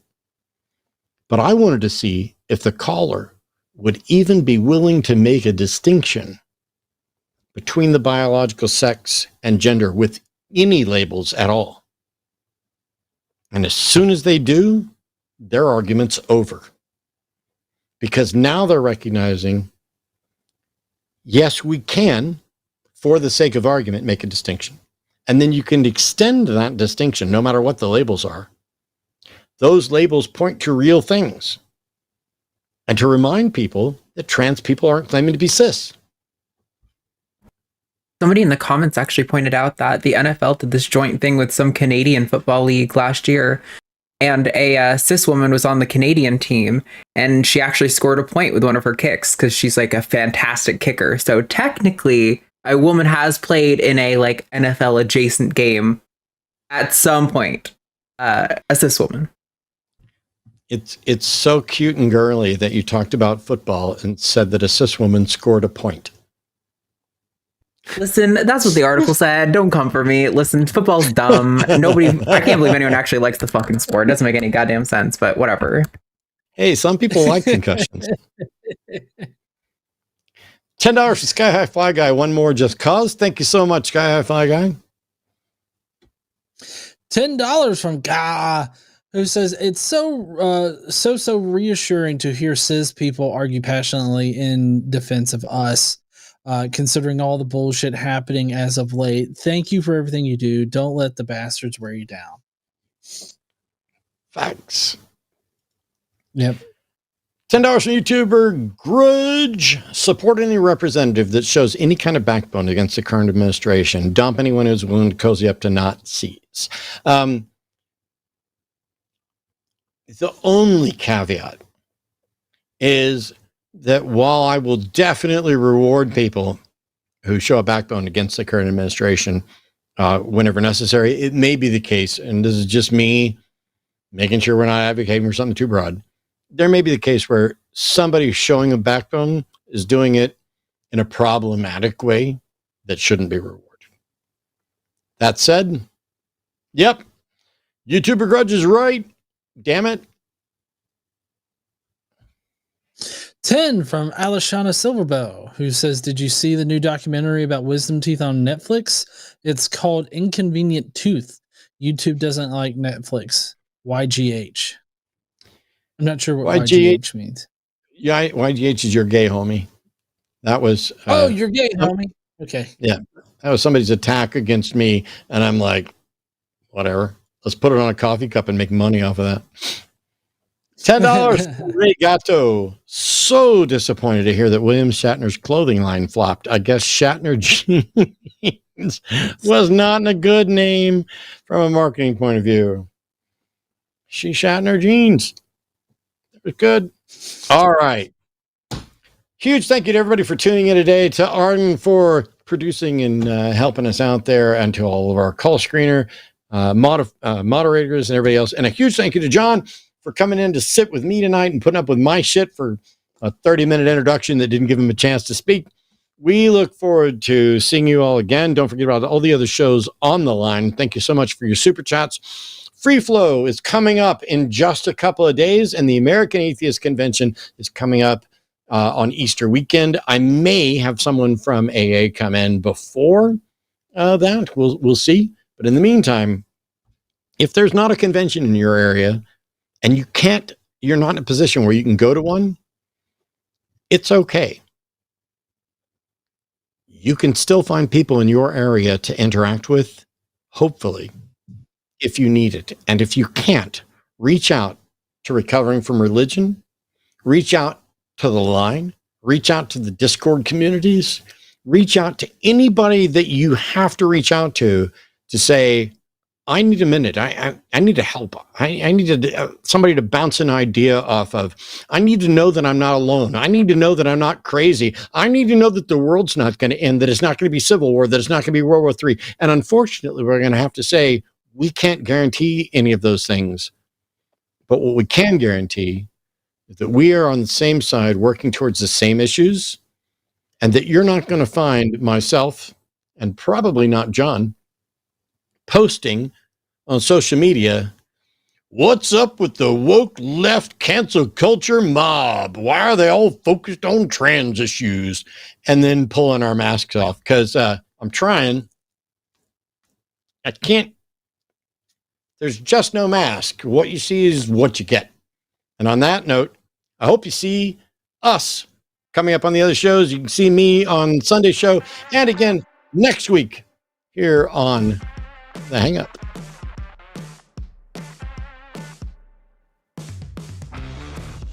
There's a song playing. Go subscribe to John and to Matt's personal channels. Go to our Patreon. Do all these awesome things. Yay! Filling the dead air. Thanks, everyone. Later, losers.